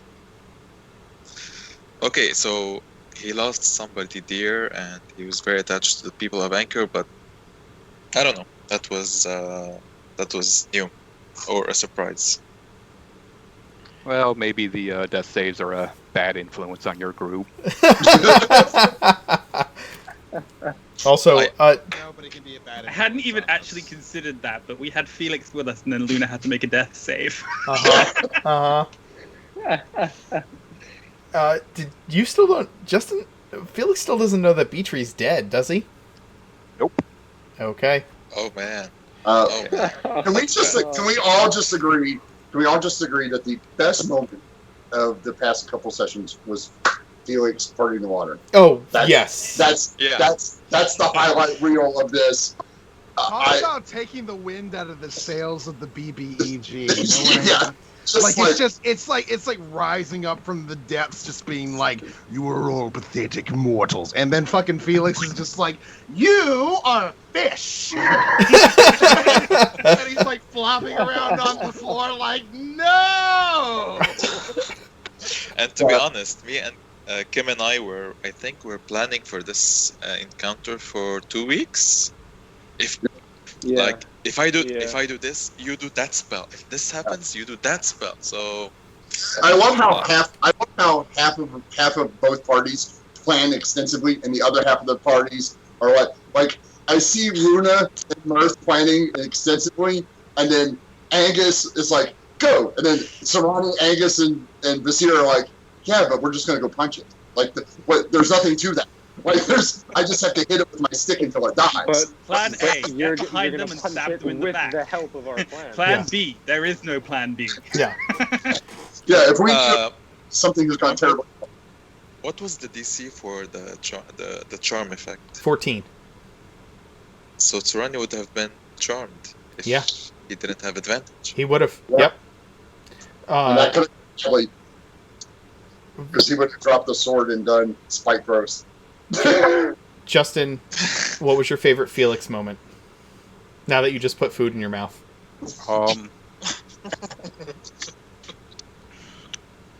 Well, like parting the water was great, but I knew I was going to do that ever since I actually escaped. So I was just waiting for that. It's more the fact that the past 2 sessions, all of this fighting in the sewers, not once have I been touched. Everybody ignores the no. I have not taken any damage throughout this whole thing. I'm at 57 out of Sorry, I'm at 67 out of 59 and have been. You're welcome. You got me below. I just have to give Mark props. You got me below 50. I was at 49 with that last hit. You would have had to hit me a couple more times, but yeah, that was. Yeah. I've been to 2 hit points once and don't want it to happen again. I did just genuinely love how much pride Felix had with that, though. Where it's like, you should have killed the gnome first. Yeah, absolutely. Oh, that was my a throwback favorite to part. a quote I had earlier in the campaign. Yeah. Yeah, we had another throwback with Sharp-Eyed jumping onto another amphibious creature with Dupree swords and just scaling it with the swords. That was great. And almost critting both of those attacks, by the way. He was. Oh yeah, Sharp-Eyed is a beast. He's like, Apparently so. Brian's been teaching him how to, cut things properly. I like to think it's my protege. Other Felix moments over the course of the last couple weeks. I liked earlier when we were running down the corridor, and he's like, "No, it's this way," and then more people start to go down the other corridor, and he's like, "Wait, no, guys, it's this way," and then Angus almost gets speared, and then he's like, "You should have listened to me." Yeah. No one listens to the gnome. Yeah. When he came to meet our group when we'd gone to confront Michael, and it was at that point where Khaled had been broken out of things, and so Khaled was like looking at Felix as the only representative of the group who were there at the time, basically going like, "They're trying to kill Michael. What's going on?" And Felix basically just going like, "He deserves it." I liked Felix's determination because I know that Felix is not as bloodthirsty on the whole, but the whole Michael thing and betrayal and I really like that character development. I'm a big fan of good character development, and that seeing Felix go from this kind of aloof, like when we met him in the bar and the bar fight's going on and Felix is pouring drinks and just kind of waving at everybody to no, Michael's gonna fucking die. Like that we're discussing, everybody at the table is discussing what we're gonna do, and Felix is like, "Yeah, Genevieve, I don't give a fuck what they're doing. I'm just killing that motherfucker." like he's gonna die. They can debate this all they want, but I'm killing him the second somebody gives me the chance. Yep. And Well, again, it's literally magic missile being the perfect spell for that, where it can't miss, and you get precisely 3 bolts, so that's 3 failed. That's Boom, it. dead. Yep. Yeah, that's more. Now you're completely dead. Rick, what was your favorite Serrani moment? I've been thinking about that a lot. I do have to go with the spike growth thorn whip maneuver. Yeah, that's awesome. That was cool. To be fair, I wasn't thinking that I wasn't thinking that was going to kill him, because I just wanted him closer to me, so my next blow would be the killing blow. And you're like, "Oh, that's going to be death save." So I was like, "Oh shit, it is, isn't it? Oh, cool." That's just. But I love that spike growth that just kind of locked down that fight, because I think it could have gone a lot worse if Caliph could have run up against this. It really did lock down that fight. Other Serrani moments, guys? I really liked when we were. Luna's Oh. Go ahead. You go first now. No, are you first? Just want to say the quick conversation with Serrani at first, explaining why he's so furious. Yeah. Yep. David? So from Saturday's game, I really liked when we were climbing down the well, and he spotted that there were guards at the bottom, and just sort of reached up and touched Angus's ankle, and they just coordinated this perfect movement to both like walk down in spider form and using the spider climb slippers down and just drop and just sort of do a stealth Batman kill. Yeah, absolutely. And then for today's session, I really like that we basically got into the Aboleth chamber. He just climbed up onto that rock in the center and just sort of that he went like, "Hello, we're here to kill you." No. We're here to storm the castle. Can we borrow a cup of sugar? Any others? Any other Serrani moments? I liked Serrani's like calling out of the aboleth, like that angry speech was really great. Thank you. I was trying to think about would Serrani stick around and keep fighting these minions, or would he just head for the main problem? And that was Serrani's like, nah, we're here to kill this big fucker. Felix is back there, Mirth is back there, Luna's back there. They can deal with this, right? I thought that, and I was surprised that it was Angus that stepped up with me, not Vasir and Sharpeye, because I thought that it would be one of those two that would be next to him, and it really surprised him that it was Angus, the little Avenger thing, and just standing there like, yeah, what he said. When Serrani gave that speech, the thing I immediately thought was just the guy saying, "Nice crib, bitch." Yeah. The young. Any DM moments from the last couple weeks? Too many to count, man. I just congratulate you on being able to coordinate this. I know how much of a headache it must be to be able to do all of it at the same time. It's definitely praiseworthy. Yeah. Not only the logistics of bringing two groups together, but on Saturday having to run combat on two different maps, switching back and forth, and making that relatively seamless. That was. That was what? What's that, Justin? I said that went really smoothly. Yeah, that was, and I'm always amazed at the amount of detail that were areas give the NPCs that are in it. Does that make sense? Like there's a lot of times where you're just like, oh yeah, you're fighting some wolves and you're in a forest, and with you it's more of the setting sets the tone for the combat and the NPCs that are in the combat, and then we get the right feel for that. And I always appreciate the fact that I always feel like I'm in the spot that I'm supposed to be in while I'm fighting, not just kind of randomly, oh well, here's some dice rolls. And I always enjoy the fact that I feel like Serrani is doing something in participating in this story. I appreciate that.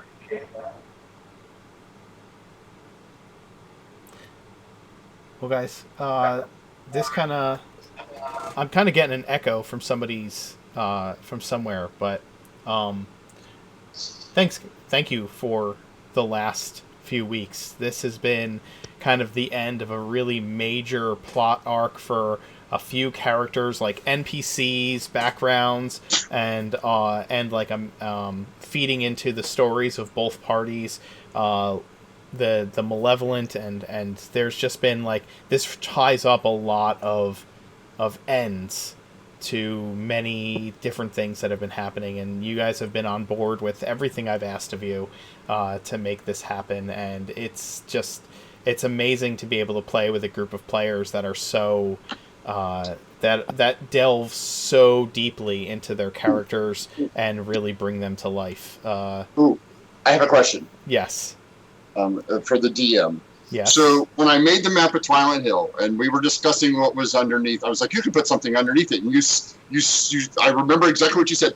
Don't worry, I have something planned for that. Is this it? This was it, yes. Is this it? This has been planned since you guys got to Twilight Hill all those weeks ago. Thank you, because I was like, what's he got? Is there more under here? Because that's kind of why Serrani, I was like, I'm going to go look.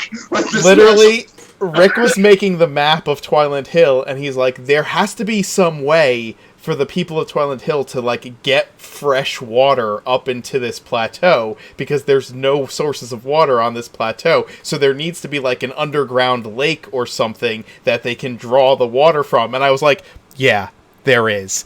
Because I knew that there was an aboleth under the city of Twilight Hill, literally before you guys even met the first time. So yeah, yep.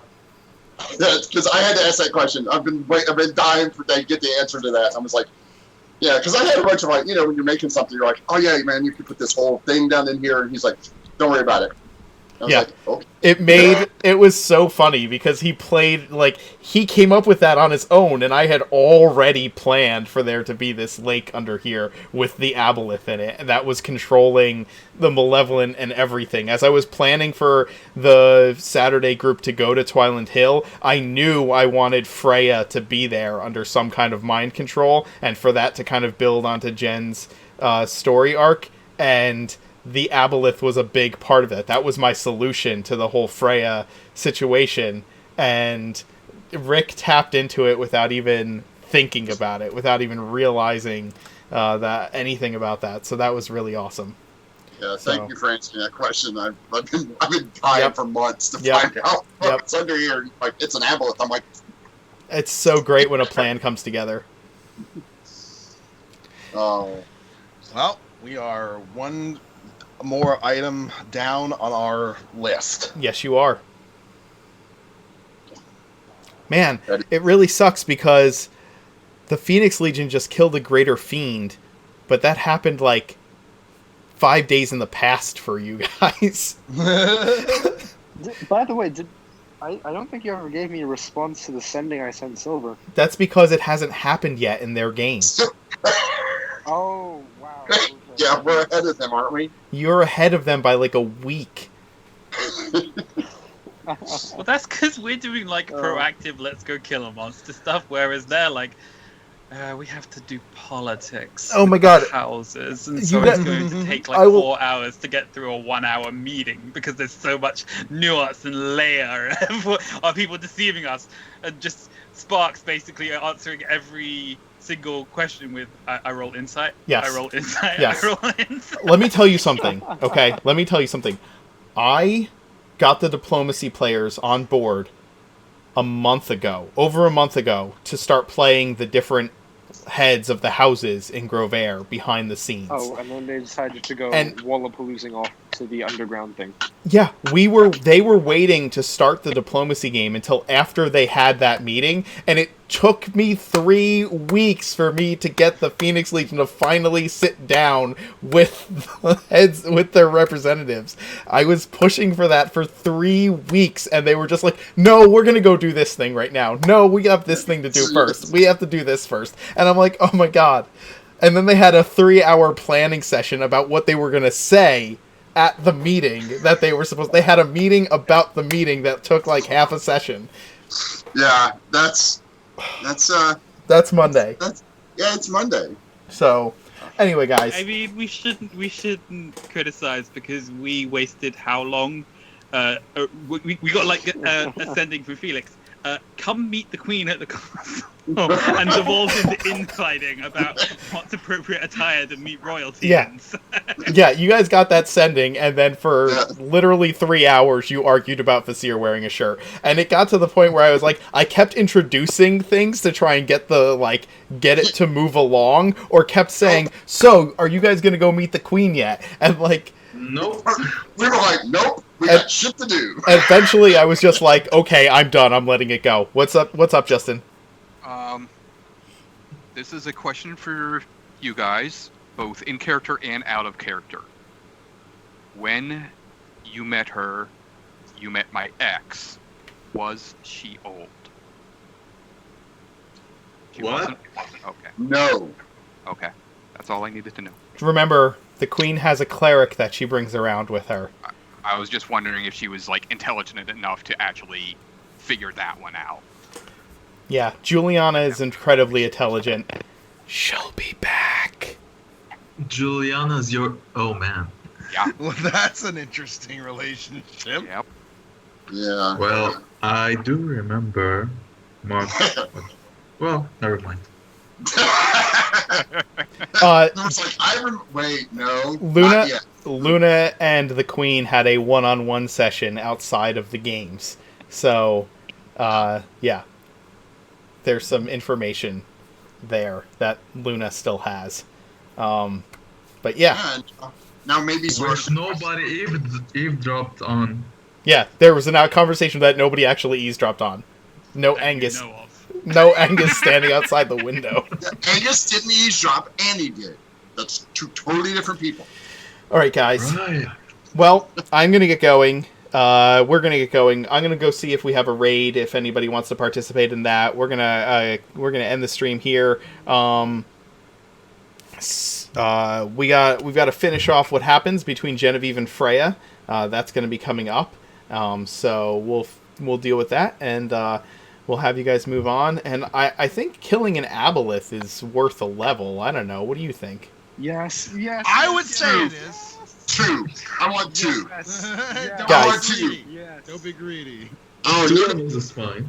we want 2 because we killed it. Not only did we kill it, but it didn't last 5 rounds. You guys, I will say, I'm gonna have to start working hard to get the other parties up to speed, because you guys got a little bit of a bump there with your levels. So, all right, guys, have a wonderful evening. We're just the best, obviously.